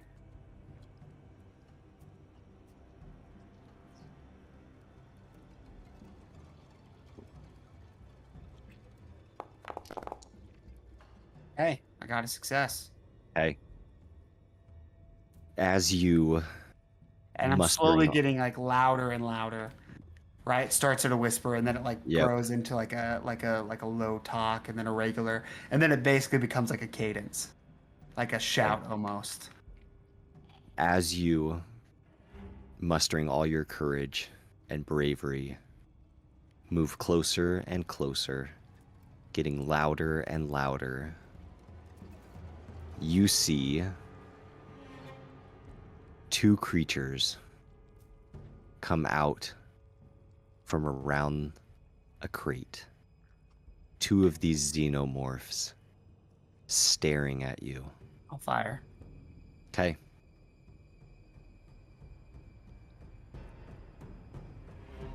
Okay. All right. They did not roll a single success on their stealth. Oof. Oof. Oh, thank goodness. Yeah, you got Um, lucky. If there was ever a I- time to roll one, Yeah. that was it. I'm gonna use my thumb and I'm gonna flip my pulse rifle to full auto. Okay. Ooh, at least. So if the stress dice is a success, does that also count as a success? Yes. Okay. All right. I'm going to use the cool little neat ability of the auto fire only, add target hit for base damage. So Okay. I want to hit both of them essentially. Okay. And you had Praying and praying. one success plus. Plus another success. So I'm doing the stunt where I'm going to shoot at one, whatever one is closer. I don't know if they're shoulder to shoulder. Okay. Roll your weapon damage one more time.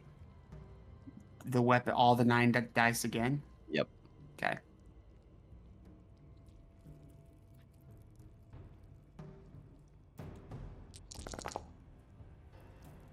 Two Okay. successes. So, seeing both of these creatures, one come around one side of the box, the other side, one come around the other side of the box, you begin to unload, emptying your entire magazine, and you hear them screeching in pain as you know some of your bullets have landed. Okay. If I can do anything else this turn, I'm going to start running, not towards the exit, but I'm going to run like parallel to them, away from them. And I'm going to tuck the rifle behind my arm and I'm going to pull out one of my grenades. And I'm going to hold the spoon on it and then I'm going to pull the pin. Okay, I will say that you can begin to run or you Okay. can pull the pin. They're pretty fast, huh? They're very fast. I'm gonna pull the pin. I saw Okay. how fast they were because I shot it when as it was You running did. away. You I'm did. gonna pull the pin. Yep. Okay.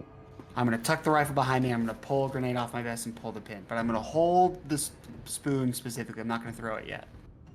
Okay. All right. So, one of these creatures is going to... One of these creatures, reeling back from getting hit by this attack, is going to crouch down and leap forward at you. And as it lands, it rises up and it lets out a scream of which you have never heard. There is no comparable sound to this ear-piercing, mind-shattering roar that this creature releases. And I need you to make a panic roll. Okay, how do I do that? So go into your Skills? sheet Oh, and general. just roll your stress. Is that on my skills or on my general? It's at the top. General. I just click stress. Yeah. Just click stress. 3. Why did it roll like that? I don't know, but I got a 3. Interesting. Okay. You do not go into a panic. Thanks, straight. This other creature sprints forward at you and is going to attempt to... Okay, so this creature skitters forward as your attention is on this one that just landed in front of you.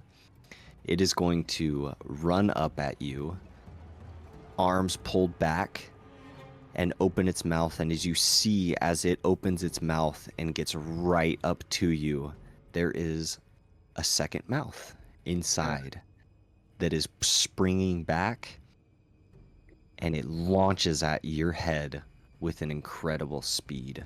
Okay. Hold on, let me read this real quick. Yep.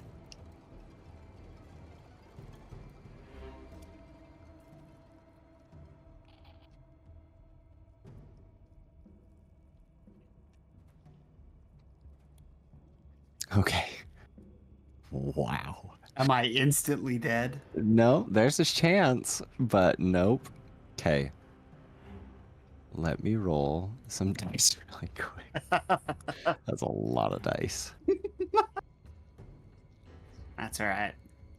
Okay, I need you to roll your armor. Okay. Oh, for the love of the Marine Corps, please be good. Did that roll anything? Oh, I need to click on my armor. Hold on. I just clicked the number that it was.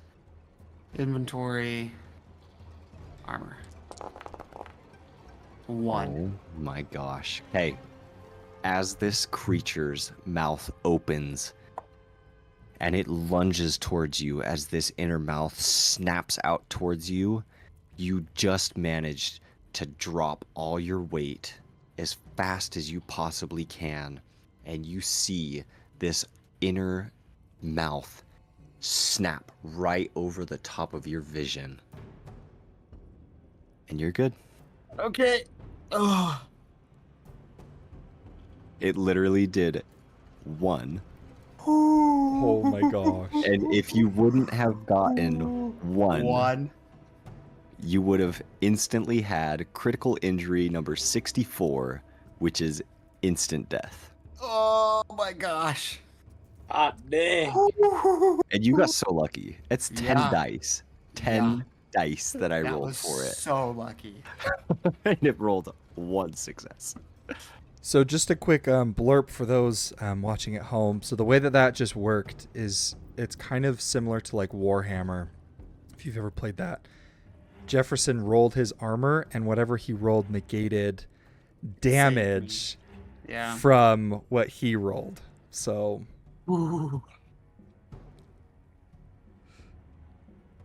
Okay. Hey, you are up.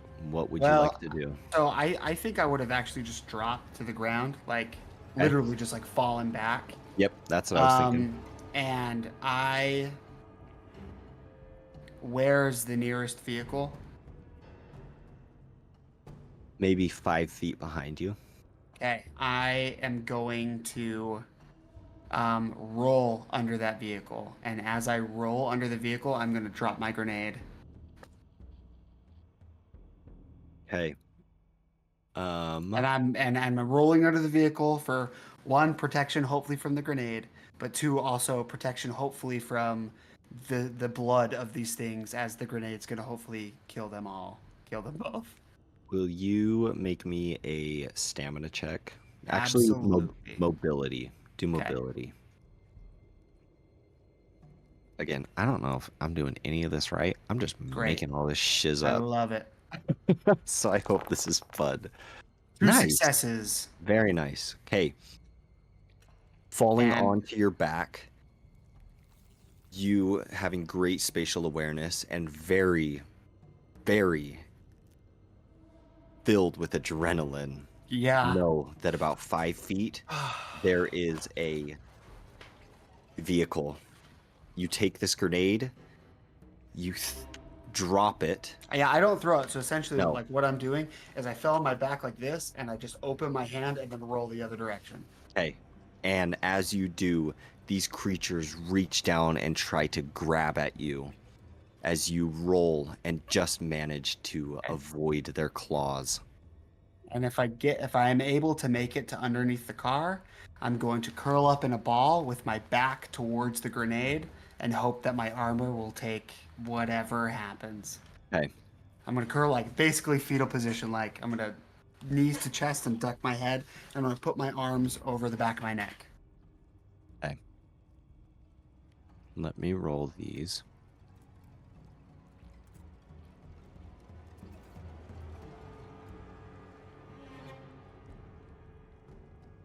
And let me look real quick.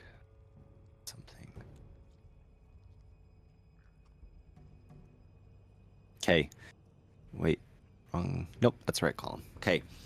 As you do this, you drop this grenade, roll, and curl into the fetal position. And you wait a few seconds, and you hear an explosion behind you. How much damage do I take? See. You take none. What? Luckily enough, you take no damage from this. Okay. However, I was banking on taking damage for sure. one of these creatures is exploded into many, many pieces. Yeah. The other, who was behind this one, the one that Mhm. lunged at you, is laying on the ground and appears to be dead as well. Okay. I'm going to shoot it again. I'm going to shoot it as many rounds as I've left in the magazine, if there are any. I'm not taking any chances.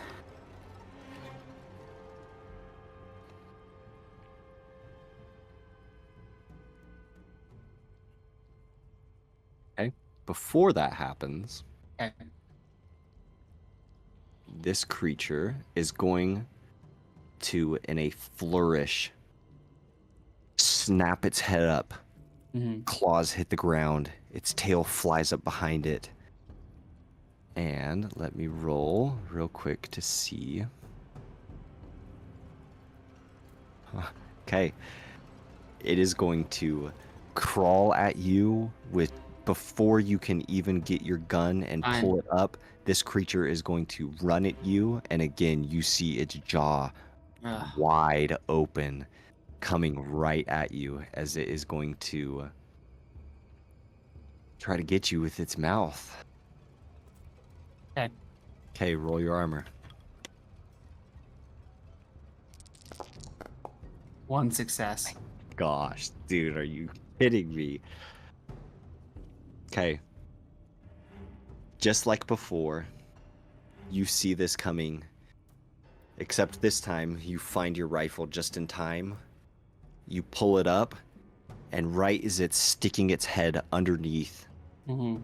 this vehicle, you take your rifle and smack it in its lower jaw, and its head comes up just as its inner mouth extends out, and you hear it pierce and squeak into this vehicle. And then the creature falls limp. I'm gonna be like crawling back, like on like my back's on the ground, and I'm using my legs to like kick off this creature. and then once I'm like out like far enough away that I think the splatter won't get my legs, my boots, I'm just gonna unload. I don't like. I'm just gonna shoot it as many times as left in the magazine of my rifle. So You do, and its body, limp and lifeless, absorbs the bullets.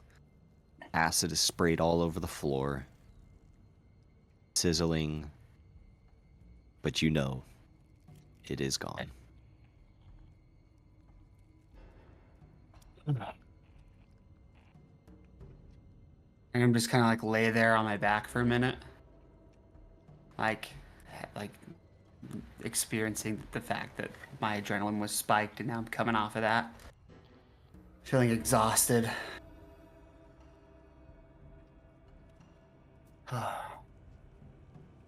And then I roll back to my feet and I'm gonna start going back down the hallway and hope to catch up with my other Marines. Okay. And as you sprint, you hear numerous screeches and calls coming from that same direction that these two previously came from as you go into a full sprint running towards this entrance of where you came in. And that is where we will cut over to the scientist team. You are so freaking lucky. The fact that it rolled one success on twice? both. Okay, twice, time out. Listen, with Connor. out of 20 dice. I am not expecting to live at all. I was expecting to die. Oh. I hope you understand. I thought for sure you were I going to wasn't- die on that second one. Like, I was like, you know what? We're gonna try and give Christine the best chance, and I know what I'm that gonna- is. So I'm going to be honest. When you were like explaining that, I was like, oh, he's dead for Yeah. sure. There's no way you should be alive. Yep. Oh, okay. So I don't want to be that guy, but should he gain a stress? Oh, From for that? sure. Yeah. For sure. Do I add 100%. that, or Thank do you you. add that? I can do it real quick. Okay, sweet. Please, yes. Which is kind of what I was going for when I was talking about like coming down from the adrenaline spike and like Yeah. freaking out from the alien being so close. So I don't know how you survived that. I don't either. either. You are so Ooh. incredibly lucky. It's astonishing. Yep. Oh. It's just, the story wants me to get back to confront Dr. Carter. That's all it is. What do or you no, mean? Dr. Thompson. What do Dr. you Thompson. mean? Yeah, Carter. what do I He's the mean? enemy here. Yeah, Carter's the He's like, enemy. I'm here for the data. I've got my gun. I'm like, what data? He's like, I'm here for the data. No. What I'm data? down. Give me all the Calm me fucking down. you got. Okay, sorry. I What? wanted. You're good. What are you all doing at this point? I will say, as you are leaving the research laboratory, you all notice. Well, I can't remember who noticed it. The xenomorph staring at you guys, but it does not give chase. Are you all sprinting back towards the research facility or the command center? I apologize. Yes. Is that the fastest way to the ship? Yes. From the research laboratory, it is pretty much a straight shot through the command center, down the main long hallway, back to the landing pad. Are there any other ways to get back to the ship? Potentially. Potentially. Are there any ways that You would know there is an entire underground subterranean floor, which would be the mechanical area. And there are several tunnels through that lead to anywhere that you would like to go in the Omega facility. Okay, let me take you through my thought process here. Because these xenomorphs have been using these like little grates and air ducts and vents to get around, Mhm. right? And this thing is watching us. It didn't chase us, so I feel like it has something planned. It's got an ambush, something, like I don't want to give in to the plan. Like I don't want it to realize what we're doing. But would these vents and air ducts be connected to these other tunnels?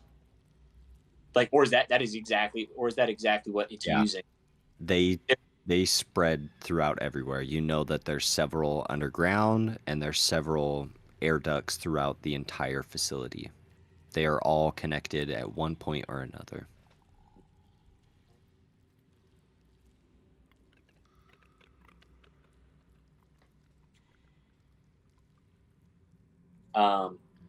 Okay.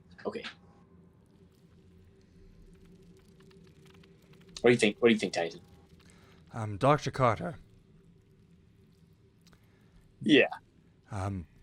Do you have any sort of these things, these xenomorphs? They are very, very quiet.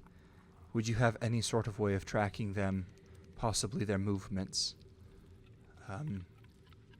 Any sort of scanner or motion tracker or something of the sort? Or would you know where one of those would be found in a facility like this? I don't have one with me, but I could tell you where we could find one. Potentially. Where? Connor, that would be a you question. Where could I find some? I would say I will say that you would know that would be a tool used primarily by the mechanics and the handymen of this facility. So directly below the command center is the main mechanical room. You okay. would guess if there's anywhere on this facility that would have something of that sort, that is where it would be. Okay. To get there, would we have to use these tunnels? Because you said it was below. Yes, so the entrance to it is in the command center. Like everything else, all of these wings are kind of set down. The command center, all of the tunnels leading from these other wings, all lead up to the command center, which is a tall spire. There's many floors up, and there's one floor down, which leads into the mechanical area. There are other entrances, like from the loading bay, there is one. I would say that would probably be the only one that you would know of, would be from the loading bay or the main command center, which you're going to have to go through the command center to get anywhere else.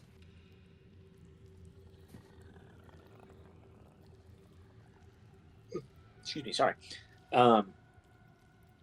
Dr. Thompson, you have quite a conundrum here. See, tool that we need going to be down in the mechanic bay, below the command center. Get there, we're going to have to use some tunnels and some places that I've surmised that this xenomorph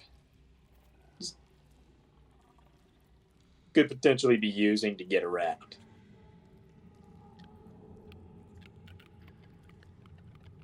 But I don't like the way that it watched us just now. And I feel that if we take a straight shot back to the ship, it has something mighty nasty planned for us. As you say this, the tunnel leading back from where you all just came from, you hear this hiss from this xenomorph as it gets closer. And I am going to add a stress because it rolled that ability. And now I'm really stressed out. Maybe we can discuss it when we get to the control center. I believe there should be some door there or something that can at least give us some sort of barrier. Maybe we find something along the way that we could hide in, but I suggest we go. I agree. I feel like it could be hurting us, motioning us where it wants us to go. Keep that in mind. Yes. You are the one with the map, though. If you find another way out, I am all ears. You'll be the first to know.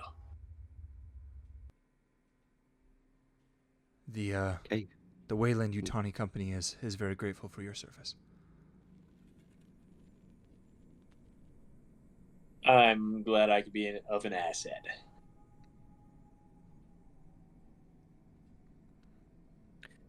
And then we would just As you continue all- forward. Okay, as you all continue and make it to the staircase leading up to this the command center, you see standing at the top of the stairs one of these xenomorphs.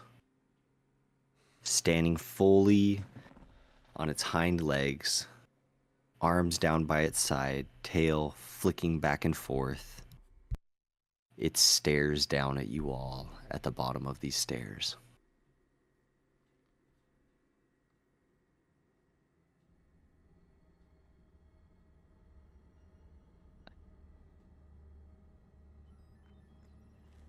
Okay.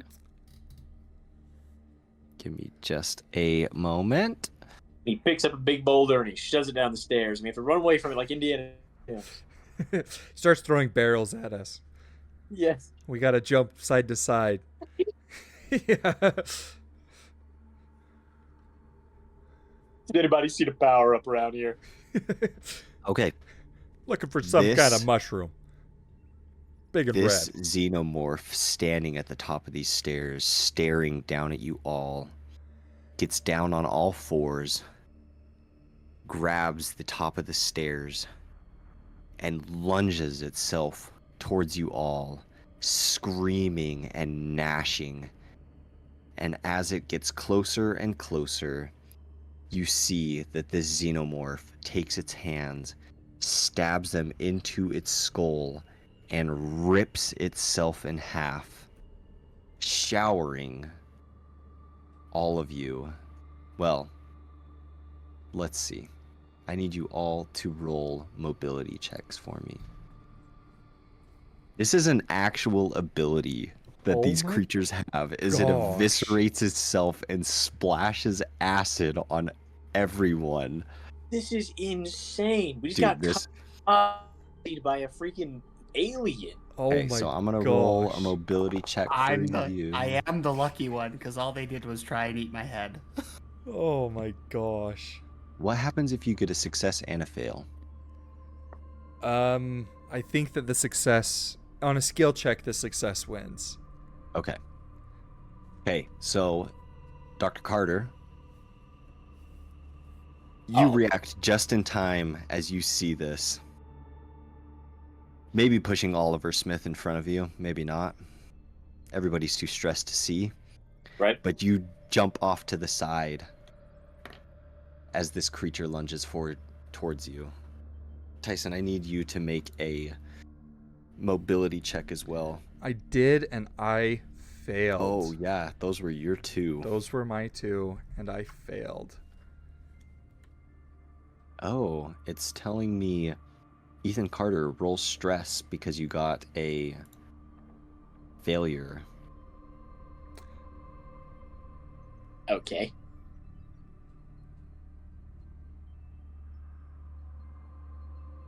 What does that mean? So it rolls a d6. Do I add 4 stress? If you roll one or more of those, you risk panicking.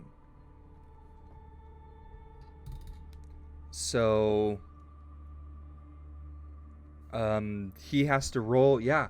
So he rolls stress Okay. and possibly panics. So that's what that means. So if you roll one of those, then you have to roll your stress dice and possibly panic, even on a success. So what? I rolled So a yeah, 2. roll, yeah, click his stress button. When I press the stress button, it just rolls a normal d6. Yeah, what was it? It was a 4. A The 4. first time. Okay, so it says that he keeps it together, and Oh, he's, it tells me right here. Yeah. What a nice system. That's so cool. Okay. Yeah, so you managed to keep it together as you dive off to the side. You did not succeed? No. Okay. Let me get... Sorry, this is a lot of dice. Oh boy. Love it when the DM says that. Yeah. Favorite. Oops. Hold on, guys. We gotta roll a lot of dice here. Okay, roll your armor. They got 2 successes. Oh my gosh. So I cancel that 1. So you take out 1, so you are down a hit point. Okay, this acid splashes onto your shoulder, but it doesn't hit anything super vital. I'm going to roll very quickly.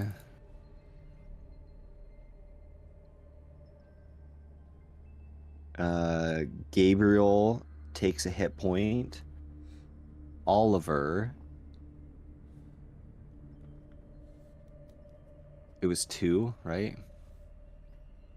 Oliver, who you had maybe pushed in the way of you, Dr. Carter, maybe not, is splashed directly in the face with this acid and begins to scream for all but 5 seconds before it turns into garbles and murmuring as he falls slump in a pile onto the ground, steaming and burning.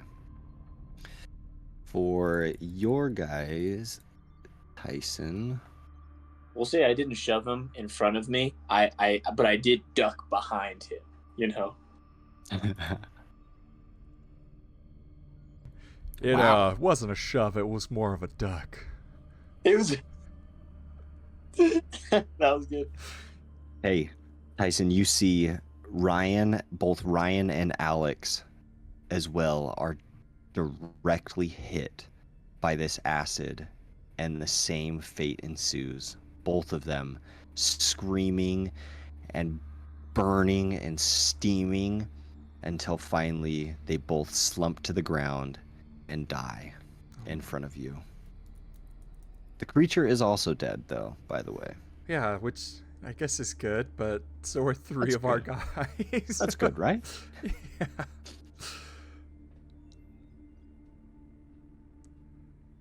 Oh. And again, you hear the hissing coming from behind you as you see emerging around one of the bends, creeping ever so slightly, still just watching this xenomorph,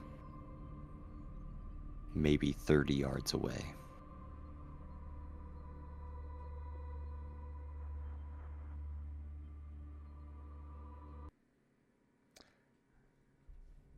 Yeah, What y'all gonna do? I definitely don't like that xenomorph. Just watching. I told you they're hurting us. You I saying, yeah, know. go Go into on. this, go to the staircase, go to the command center. I know, but like my meta thinking is like, if we make it to the command post, hopefully we can at least have some Marines who can actually do something to help us. Oh my gosh. Hey, what are you doing? How are the stairs looking? Are they still pretty intact Yeah. after this acid? Enough. Yeah, they're wide tunnels. Okay. Let's up the stairs now. And I just head up the stairs to the top. Go. Is there a door at the top? It is open. It is open. Okay. Yep. Once everyone goes in, I would like to close said door. Okay.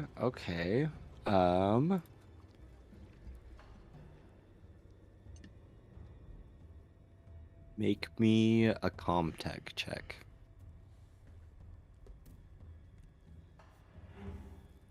Comtech check? Is that like Yes. Hey, you You run up, quickly locate the keypad, and hit the close button. As well as, I will say there is a lockdown feature that you are aware of. You type that in, Okay. and you hear the door Okay. lock. Lock.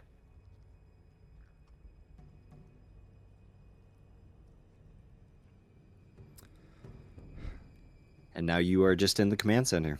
There's multiple pathways that you can go. There's towards the armory, which is where you know the Marines are. There is back the way you came from from the landing bay. Yeah, open the door. Let's go back the way we came from. I would like to look down the hallway where the armory is, Mm-hmm.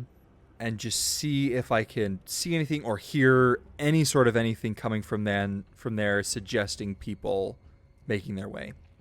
You hear several gunshots.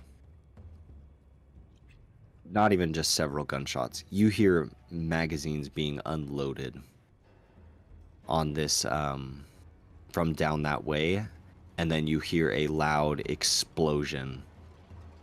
And after the explosion, you hear footfalls running towards the command center from that hallway.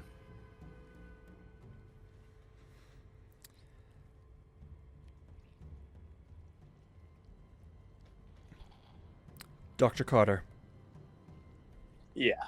how far down is the research, or is the mechanical area? I'd say we could reach it in just a couple minutes. All right. Would you be able to go down and see if you could collect a motion tracker of some kind? By myself? You have your crew left, as I gesture to the remaining two. Oh, there's Just two one. of them now. Oh, one Just left. one. Gabriel's the only one that's left. Oh, Who, Gabriel? yes. Gabriel's too scared to even play at our softball league back home. And you see Gabriel is panicked. Honestly, all of your assistants, Caleb and Gabriel, are both borderline freaking out by what is transpiring.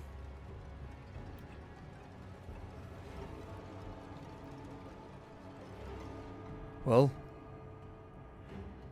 What do you plan on doing here? when the Marines come, I'm going to wait for you to return, and we will all go back together. If the Marines come. If not, I will lock this door, same as the other.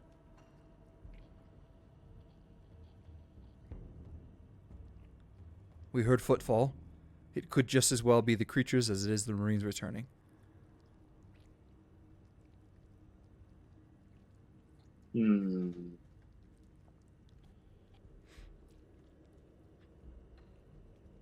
I would go down myself, but I do not know what the contraption looks like.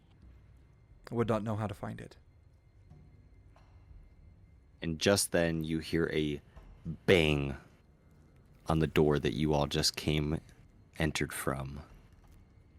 And you can see through one of the portholes this xenomorph peering in to the command center. And you can hear the muffled hissing and squawking from the other side as you begin to hear screeching on the metal and pulling as this creature begins to claw at the door.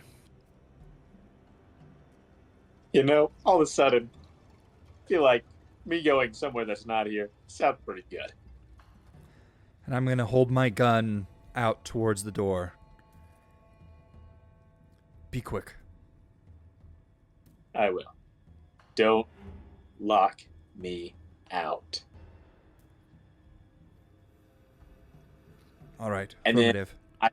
and then I take out the little hard drive with all, or USB or whatever that we're storing information on, and I let him know like I have it as collateral. Okay. And as you do that, you quickly locate the hatch that has on it labeled maintenance entrance. Can't believe you convinced me to split the party, Tyson. We're already split. Three This times. is a three-way. Three ways, three-way baby. split. You crack open this hatch, throw open the door, and there is a ladder descending down into darkness. Oh my gosh. Oh, and Doctor, I'm gonna toss him Yeah. a flashlight. You're such a knight. You're my knight in shining. You going down? Yeah. I click it on, stick it in my mouth, work my way down. Okay. As you make your way down, are you making Gabriel come with you?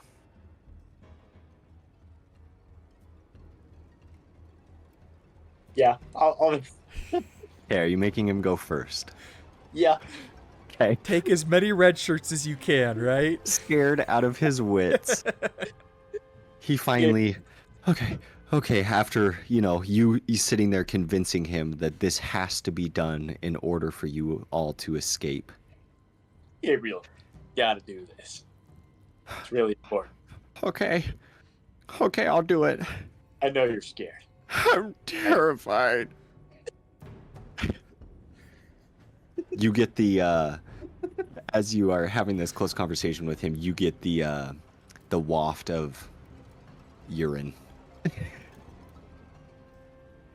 We'll do it. If you say we have to do it, I'll go down there. This is why I made him go first. So it would pee on you. You're brave, Gabriel. You listen to me. Little Timmy, he's thinking about you back home. Do you want to be back over there where that, Morph was looking through the window? I don't want to be there. And he goes over to this hatch and he begins to crawl down into the maintenance entrance. And you follow suit. And as you go down this ladder, you descend 20, 30, 40 feet before you reach the bottom. And as you get lower and lower, the temperature rises and rises and gets warmer and warmer. As you glance around this maintenance area, the first thing that you notice is ooze dripping off of all the walls. Everything seems to be covered in a layer of... You're not really sure what it is. A substance that you have yet to encounter. Would I have seen anything about it in the reports on the xenomorphs? Not the ooze. Not the ooze? Okay. However, what you do recognize is cylindrical urns is the best way that I can describe it. And there are 20, 30 scattered about this room. You also see on the far side a board with the label on it, mechanical equipment and tools.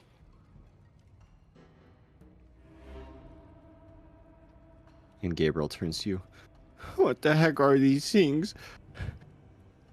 As he's nervously flashing his light around the room. At this point, I'm gonna pull the firearm out of my holster or backpack or wherever I have it. Keep it up with my flashlight, and just in case. Okay. try not to be too meta here, because obviously I know what these things are. It's but impossible. It's I know. okay. Um, you know, I don't know what this place is, but sure beats being up there with those things, right? I guess so. Here to some urns, Gabriel. They don't look like normal urns. Yeah, they're wet urns. Are you scared of wet urns? No. No, I didn't say I was scared. I'm terrified. I'm terrified. Is there anything on the floor? Is there ooze on the floor as well? Yes, there is ooze, and everything is covered in just this sticky substance. These urns are really wet. Let's just go. We need to get out of here. Can I check to see how, like, is it deep? Or can I tell it's just like the floor covered in ooze? It's just the floor. It's just Oh. coated. It's just Okay. coated. You're wading through 4 feet of ooze. What, are you scared of this ooze? It's like going in his mouth. I'm trying to think whether I want me or Gabriel to go and grab the equipment. Obviously, Gabriel. What are you gonna do? Yeah. Okay, Gabriel. This is our game plan. You're gonna go look for the equipment. Do you know what it looks like? We're looking for the little, motion sensors? Yeah, it looks like a little radar gun. Yeah, I've seen one of those before. What? I've seen one before. Okay, good. That's good. Go find that, and make sure you find one that's charged. Okay. And you said this is the mechanical bay? Yes, this is like the main area of it all.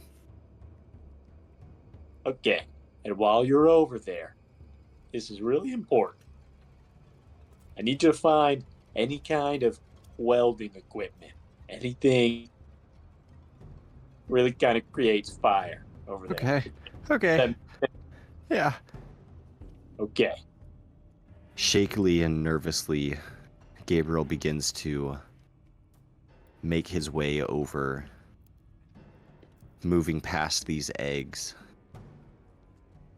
And Don't as he... touch any of them. I wasn't going to. Be careful, Gabriel. He's weaving in and out of all of these. And he makes it over to the cabinet. And without being quiet or anything, he rips these doors open and begins rummaging around in there. And he, sure enough, pulls out a motion tracker. Toss it over here. Okay. And as you say that, you see some of these urns split open. And he throws it over to you. I am going to make a mobility check for you. Oh my gosh. Okay. So.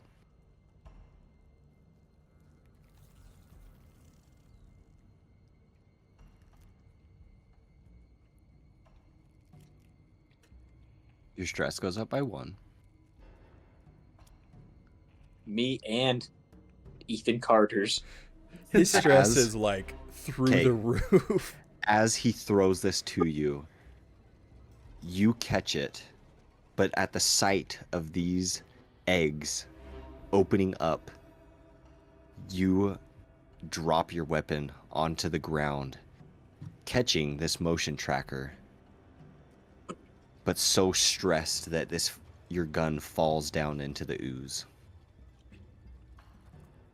And Gabriel, nervously, just goes into a full sprint, running back to this ladder, screaming, seeing these eggs opening. And he makes it a quarter of the way, halfway, 3/4, right as one of these face huggers leaps out of the egg, grabs onto his face, and he squirms and pulls at it, dropping his flashlight, and tries to pull, and eventually falls limp, face first, onto the ground. What are you doing? I'm reaching down to grab my gun, and then Okay. I'm straight to the ladder. Okay, I'm gonna roll an observation check for you.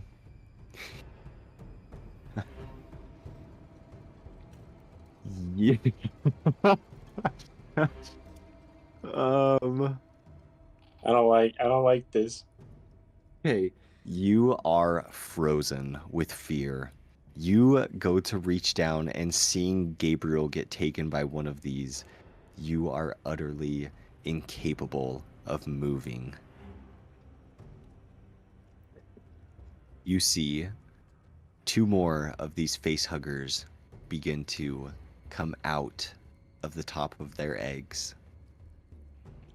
And I'll give you one more round. It's your turn. Do I just have to roll to see if I'm still frozen? No, you are unfrozen. Unfrozen. Okay.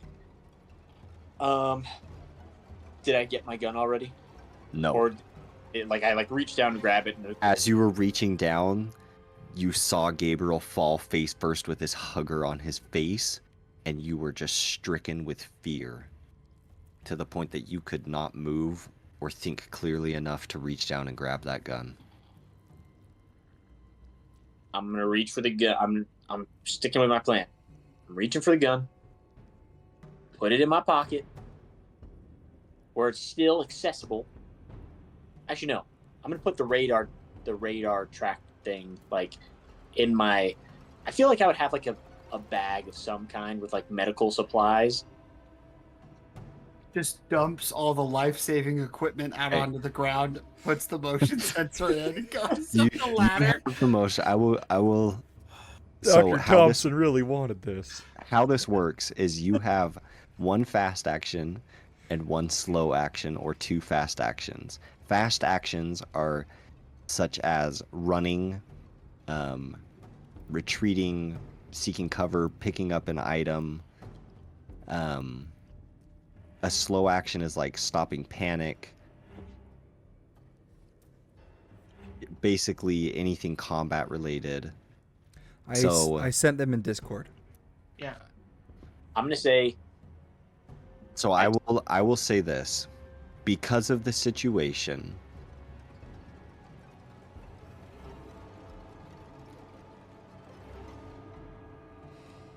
you will have to roll an agility check if you want to get this gun, of which you are at 5 stress dice. So the So if you roll another 1 on any of these stress dice, you have to roll on the panic table again. crap, dude, it's the gun is one thing that I have to protect myself. You have the option. You will have to roll for it if you try and get the gun.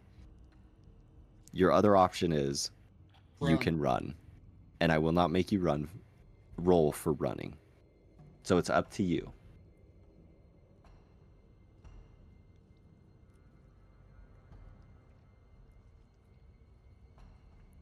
How many dice do I have to roll to succeed in grabbing the gun?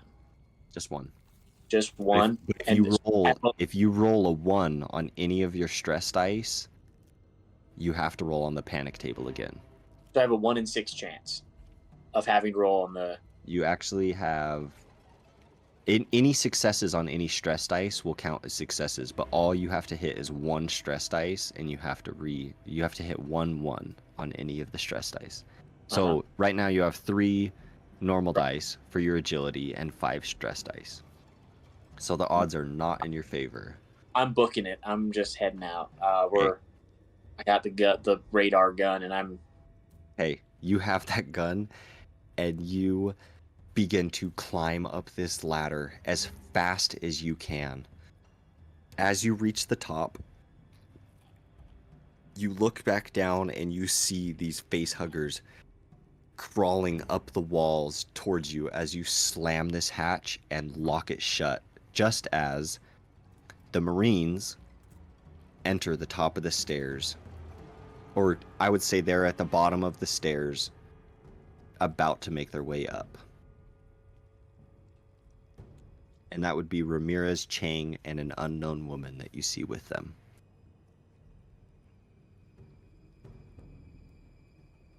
All right, it's time to go. Yeah. Gabriel couldn't make it. He's preoccupied.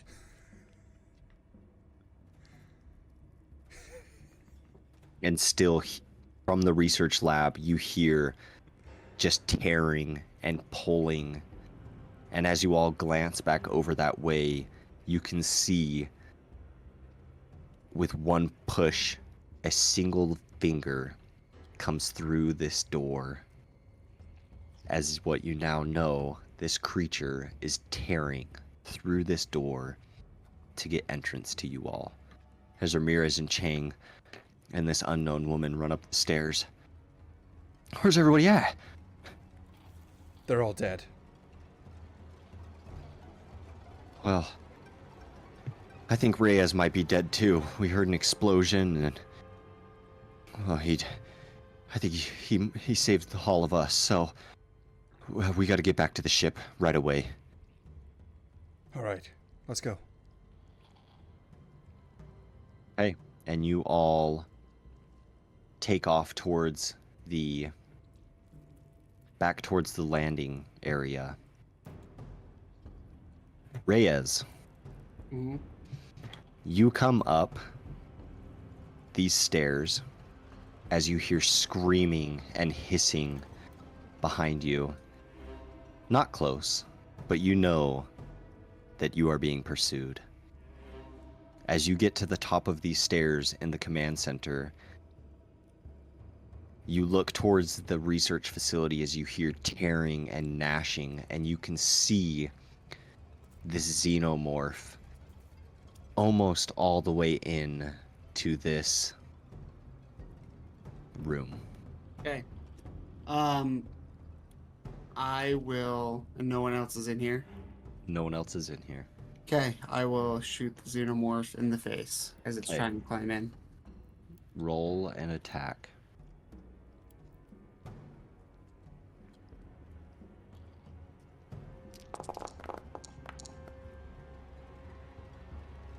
Hey, you are...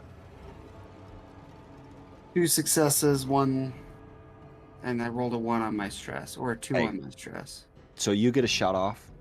It's not the best shot. You could tell it hits it. It recoils for a moment. And you are panicked seeing this creature, upon getting shot, immediately shove its way back through the door, arms reaching into the room, pulling itself and dragging itself, cutting the sides of its body on this door frame and working its way into this room. How long would it take me to slide up an explosive? Like one of the satchels. Mm-hmm. One of the plastic explosives, yeah. I'd say 30 seconds. How long do I think it would take this xenomorph to climb through the door? It's pulling pretty quick. Okay, I'll throw a grenade. I'll pull a pin on the grenade and throw it at the Okay. door, and then run in the direction of the,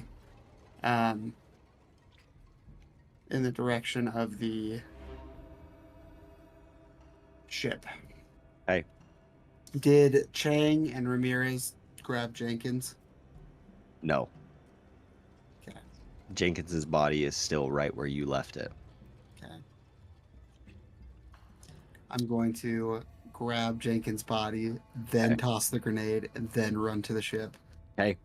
You throw the grenade, you cook it for a second to make sure that when you throw it and hit this, it is not going to have a chance of escaping. And sure enough, just as you plan, you reach down, grab Jenkins just as this xenomorph is pulling itself the last foot through this doorway. As you see the metal melting and sizzling, you throw this grenade, begin to run the other way, and you hear an explosion behind you. As you run, carrying Jenkins over your shoulder, Yep. you hear behind you a hissing as another one of these creatures comes scurrying down the stairs after you. You've made it maybe 15 yards from the stairs. Hey. How long is this hallway? You have a ways to go. Yeah.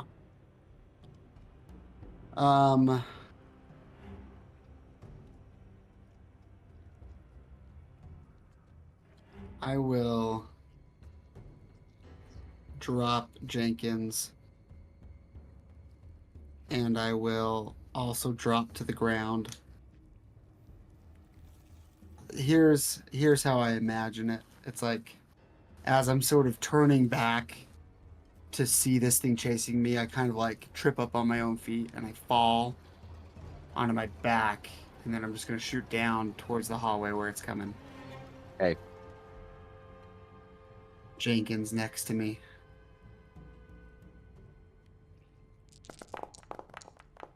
All right, 3 successes. Hey.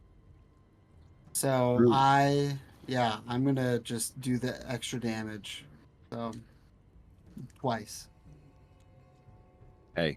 So, as you spray at this creature, you can see that your bullets just don't seem to be hitting the mark.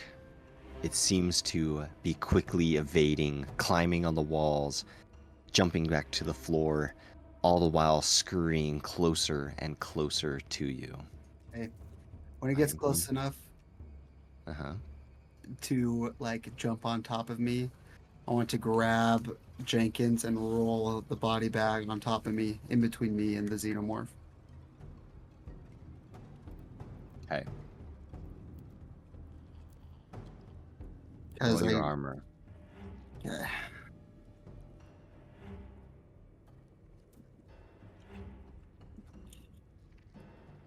I'm finally rolling good.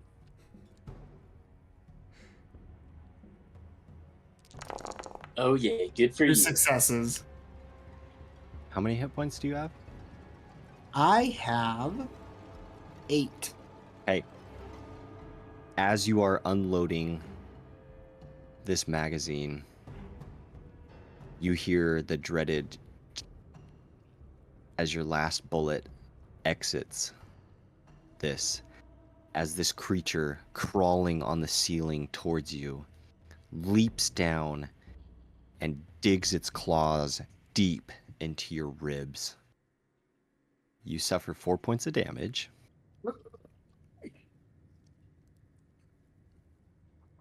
But you are not dead.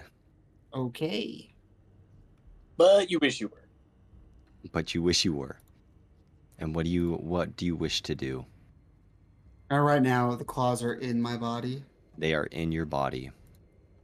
Both of its hands are sunk almost to the palms, deep into the sides of you.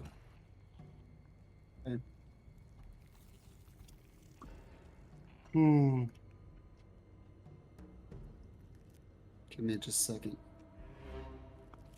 It doesn't look hurt at all. Nope. Okay.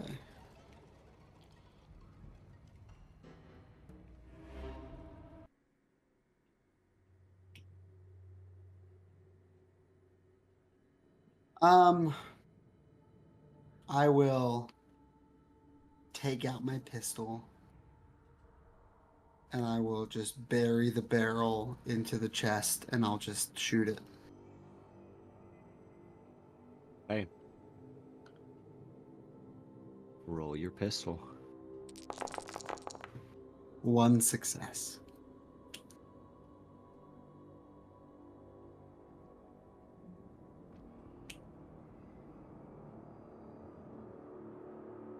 What happens if I push it? You can get more successes, I believe. At what? Here, What's let me the roll it. cost? Well, when you Yeah, you can roll it all again. and you Okay. just gain a stress dice. Whoops. I will You do can that. ignore all that. Hold on, you're not panicked. I don't see anything, so Good. I'll Okay. push it. You're gonna push it? Yep. Okay.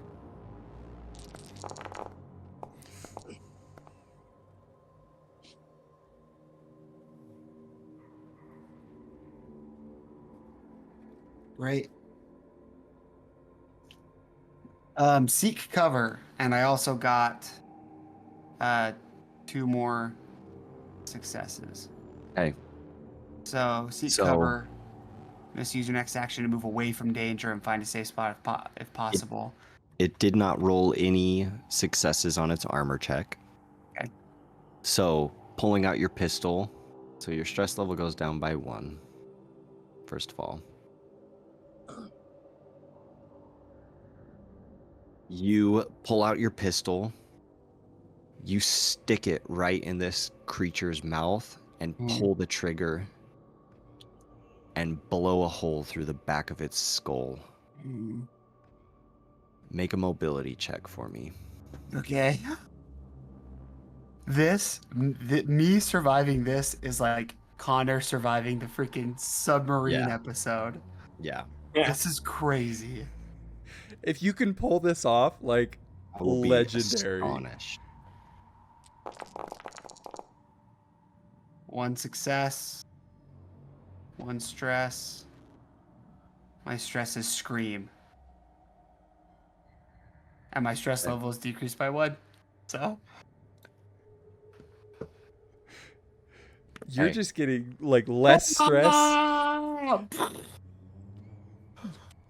He's like, I feel at home. I know. I was gonna say the action, like, you feel right at home. Reminds me of Fallujah. You take 1 more point of damage. damage. Okay. My armor doesn't protect against acid, I assume. No. Yeah. Makes sense. Okay. Lame. And you push this. I'm assuming you push this creature off of you. Yeah, I do. And as I push the creature off of me, I'm like, just like I did when I was in the car, I'm like scooting back on my back for a second, and I look at Jenkins' body bag, and I just say, I'm sorry, and I get up and I'm sprinting down the hallway towards the exit. I don't know how you're alive. Me neither, but this is great. I don't know how you're alive. And I think You've gotten all my Jefferson- damage rolls have been like 1. How many? I've killed how many? 5 maybe? At least 4. No, it was 2 in Yep. the garage, Mhm. one Yep. crawling through Just the barely. door, Yep. and then And then one this just one. barely. Oh So my at least gosh. 4, maybe 5. And you're like trying to kill yourself. You're like, I trip. I'm Just actually to see tr- what yeah. happens. Yeah. You know, and Basically, then yeah. you survive. Basically, yeah. Well, I mean, I feel like, I don't know. It's high stress. He's running with someone on his back. He hears this noise behind him. Like, it makes sense that he would trip. You know what I mean? Like, Oh yeah. Oh yeah. anyway, I'm Hey. just sprinting as fast as I can. Okay. And And- you are, as the rest of you are now making it to this landing bay.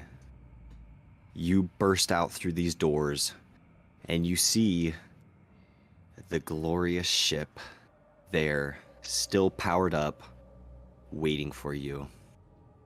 As you all sprint towards the back of this ship with its ramp down, you see Captain Johnson standing there.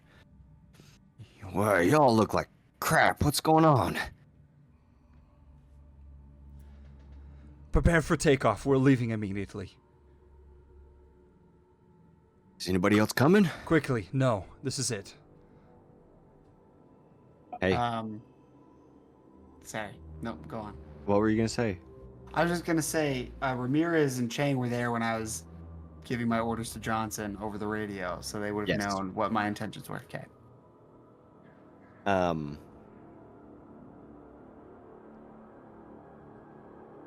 Johnson turns to you and he says, right away, we're heading back then. Of which you see Ramirez and Chang glance at each other and look back. No, we can't leave without Reyes. He might still be alive. You said it yourself. He's probably dead. Now, if you don't want to end up like him, we need to go now. And I'd start getting in.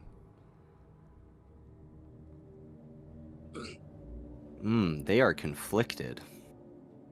I don't know what to do right here.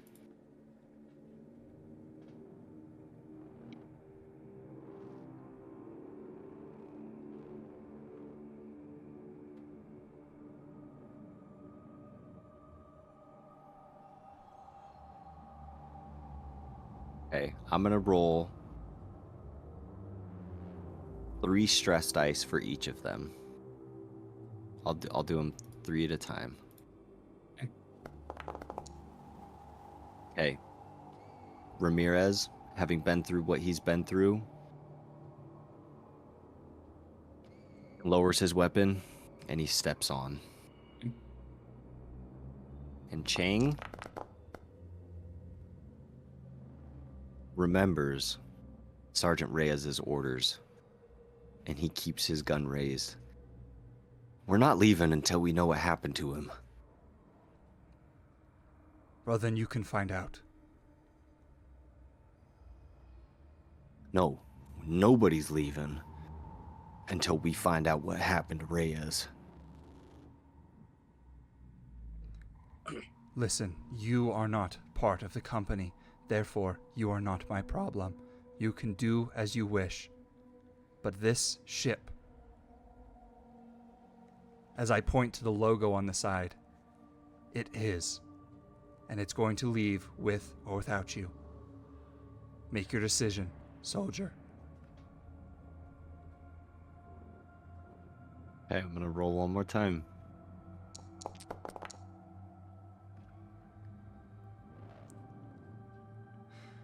Yeah, Chang's getting a He promotion. is going to... He's gonna open fire. He's not gonna do an auto fire, but he is going to shoot inside of this ship. At us? Yes. Oh my gosh. He doesn't... Did that dice look cocked? Yeah, Did it was. anybody else see that? That was, It was cocked. weird. Yep. How can a virtual dice be cocked? Just really realistic. Yep. Well, Hey. dice don't lie. He takes a shot, but doesn't whether intentionally or unintentionally hit any of you. Is there anything that any of you want to do?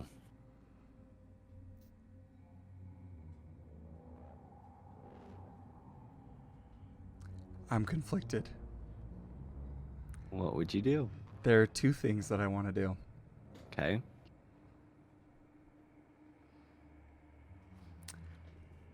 I think I'm going to follow suit. And I'm going to roll 3 stress dice. Is it the DS? Yep.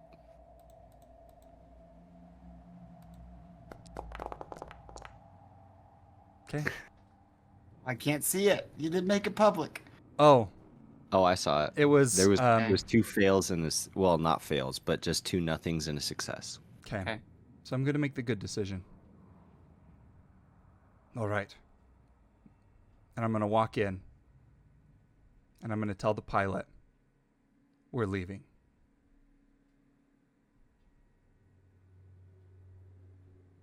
What have you done, Dr. Carter? Did you enter the ship? Just like, Yeah, I I would've- just need to know where you're at. He definitely would have gotten on the ship. Okay. I'm out of here. Okay. like fully ready to go, strapping yourself in? Mm-hmm. Okay. My window seat. My data. Okay. As you tell this to Captain Johnson,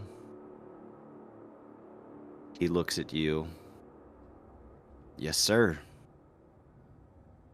And immediately begins to take off, with the ramp still down and Chang still standing on it.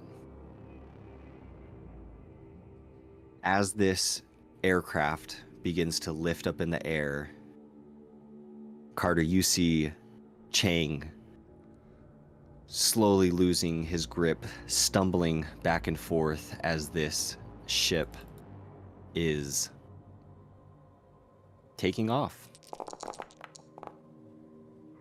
Chang, however, is a freaking unit, Yeah, he and is. he falls down and grabs onto this ramp where the ramp connects to the rest of it. So the focal point of where it lifts and lowers. His fingers are inside of that spot. Is there anything else that you wish to do? Or do you want me to just continue forward?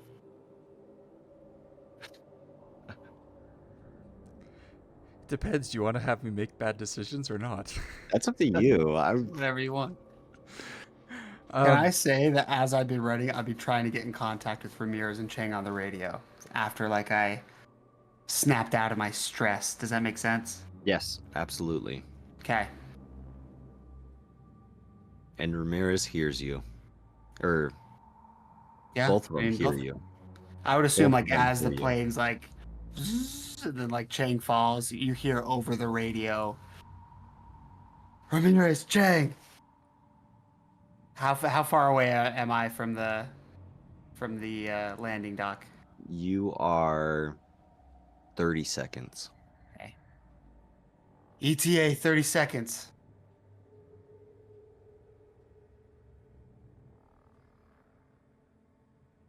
Ramirez says nothing. Chang can't reply. But I mean, it would have come out over the speaker so that the crew For sure. could hear. For sure.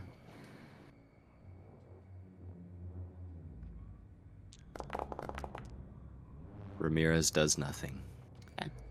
I glance at Dr. Carter and look at him.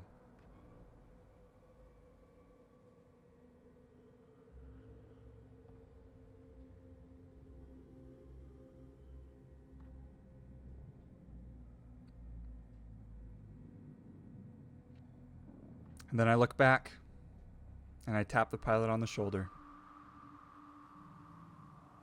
Continue.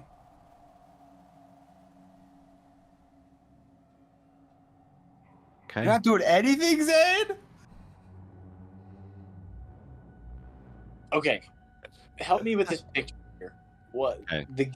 what was it? Chang that you said was on the ramp? Yes. So the back of these ships has a ramp that comes down. Chang is holding on right here. His fingers are in between where it lowers and where it seals back together when it comes up. The ship is up in the air about 60, 70 feet at this point. And that's And would I have made it? Is that the 30 seconds now? Would I have made it out onto the landing zone? You have come out and are seeing this happen. I'm Okay. going to give Carter a second to make a decision if he would like. to either keep the ship there or let it go. Well, if you're going to keep the ship there, you got to Do something. the ship is up in the air. You are just about to begin ascending into. I mean, it's essentially like we're lifting off. We're getting in the correct trajectory, which is where you are right now, and you're gonna start going, or you know.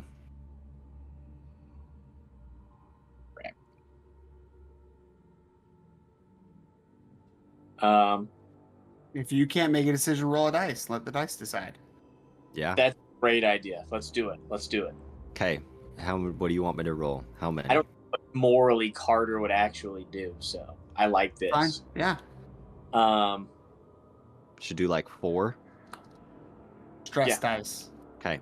Okay, and then as it stands, You okay, rolled you have one. You rolled a failure. bad, So what one would that failure. have been? It could be like however you want to interpret it. Yeah.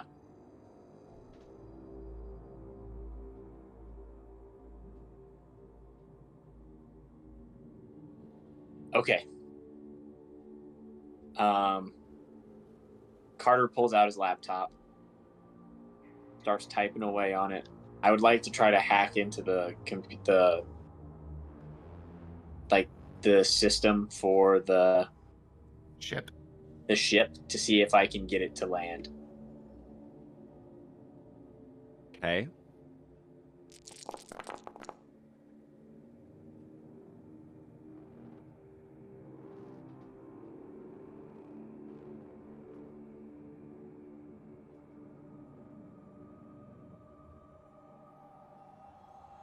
Is that doable or no? Yes. I'm going to say... I'm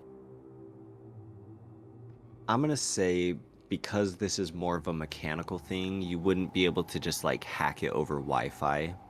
Right. You wouldn't be able to... And like go plug into something and... You can certainly try. You're going to have to make a mobility check because you're going to have to unstrap yourself.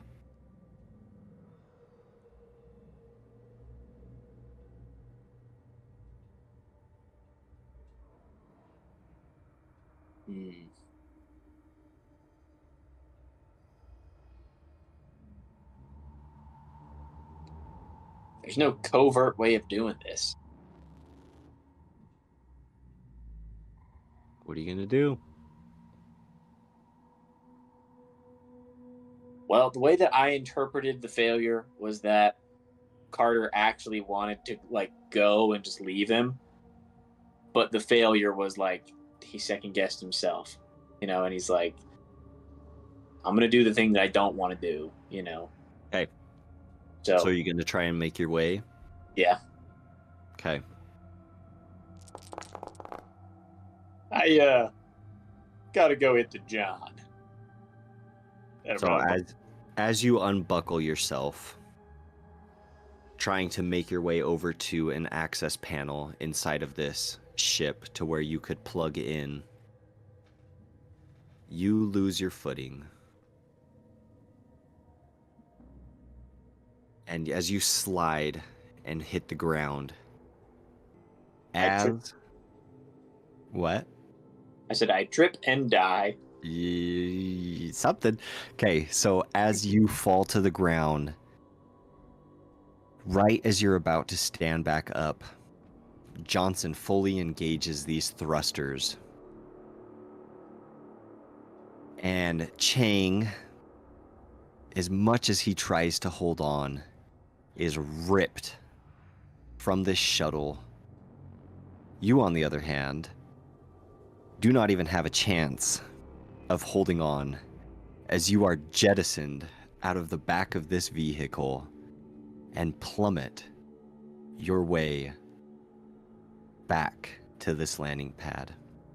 Ray, as you come out of these doors, as you see this ship rising up in the air, you can see one of your Marines holding on to the ramp, the other strapped securely in his seat. And as you look down and begin to sprint closer, all of a sudden, right in front of you, boom, Chang hits the ground, followed by another boom, as Dr. Carter lands beside him. And you are there, staring up at this ship as it is flying back into orbit, and the ramp slowly closes. Hey, Can I do something right now? Absolutely. Can't believe a Um, ship took you out. I thought so dumb. Can't believe a ship took you out. Hey man, This is you harder. decided to unbuckle. My whole computer decided to crash. So Yeah, you're good. hopefully I don't roll for any of this. I'm gonna turn my radio so it's on. Rather than like push to talk, I'm turning it so that I'm just speaking into it. Okay. And I'm going to take out the plastic explosive. I'm going to prep it essentially. Okay. I'm assuming, can I hear more xenomorphs like screaming Oh, yeah. after me? Okay. Oh yeah. And I am going to. I'm not really going to check for vitals on either Chang or Carter. Okay. I'll pull them both so that they are essentially like on one side of me to the right and on one side of me to the left, just laying down Okay. with the plastic explosive like right in front of me. I'm going to pull out the switch. And I am going to recite the Rifleman's Creed again, and then at the end, actually, can I recite the whole thing? Is that okay? Sure. Actually, never mind. We won't. It's fine. Too marine indoctrinated for this episode already. But as I finish the last couple lines, before God, I swear this creed. My rifle and I are defenders of my country, defenders of my cosmos. We are the masters of our enemy. We are the saviors of my life. So be it until victory is America's, and there is no enemy but peace. And then I'm going to speak into the, as the xenomorphs come out, with my film ready to detonate the explosives, I'm going to speak into the radio, and I'm going to say, I love you, Christine. And then from the cockpit window, all they see is just this. You can describe the rest. I'll pull the, right when the xenomorphs get to us, I'm going to pull the trigger. I'm going to press the detonation button. I totally forgot to roll for your sister on that whole initial encounter, so I apologize. Whether she was going to be like no and fight or whatnot, but She passed I out. assume she just wants to get out of there. Yeah. yeah, that's just how we're going to play it off. She was so scared, she assumed you were dead. So Yeah, I mean, as anyway. this ramp is up, you can see the ship in the distance taking a bank, and your sister, hearing your voice over Ramirez's radio, is sobbing uncontrollably as she stares down at this facility. And as you finish your creed, you push that detonator, and there is the initial explosion on the landing dock as you take out 30, 40 xenomorphs, all crawling in towards you, slowly playing with their food essentially. But what's even more stunning is the immense explosion and chain reaction beginning in the transport bay. I can't remember what I called it. Loading docks. Yep. As it ripples through the entire Omega facility, making its way towards the command center, of which there is a big boom,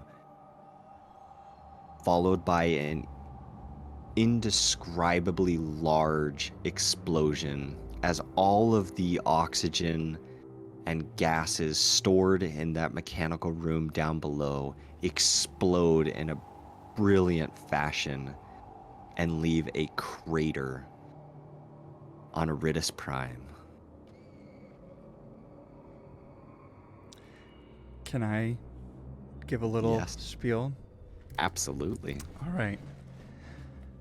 As I see this explosion and feel it as it kind of shockwaves up and rocks our transport, I'm going to give a glance out the window,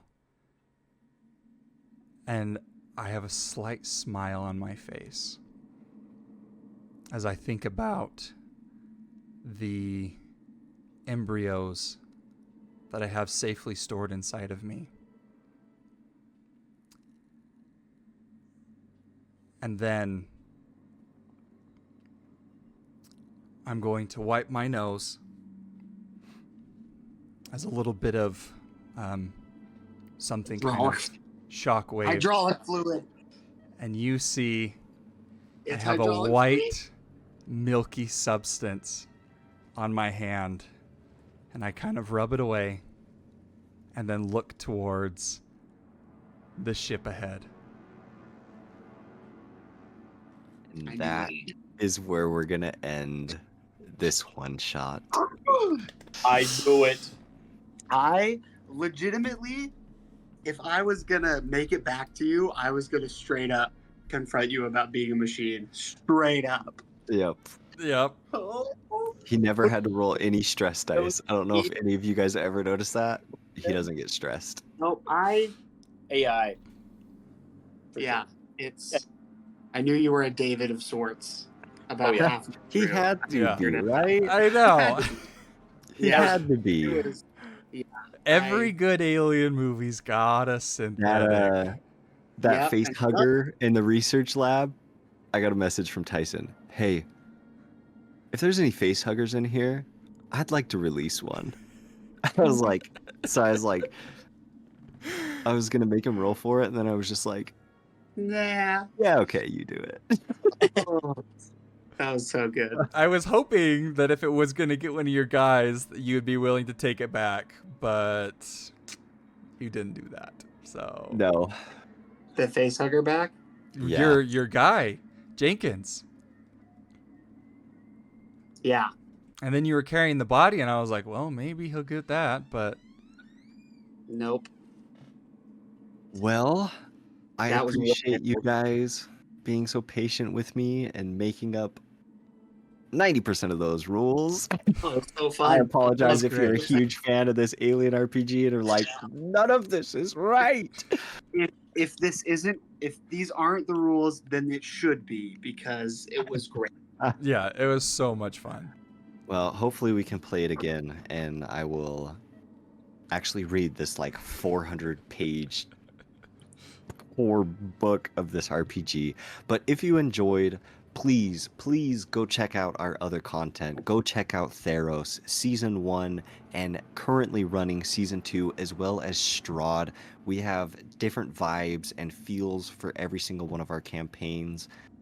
We love you guys so much, and I was gonna say, and we also do other one shots on other systems. So go Yes, check us yeah, out playing we Call of do. Duty. And if you have a suggestion, I saw one of our commenters suggested Delta Green. Mm-hmm. I've Yeah. never heard of that. Me I think we neither. should try it. I would love to So- try I think it. If there is Zane, a that's system your- that you are like, yo, you guys should try this, let us know. Comment it. We read those comments. We reply to them. We love you all so much. Oh yeah. Bye. And as always, we'll see you next time. We love you. We love you. Bye. Bye.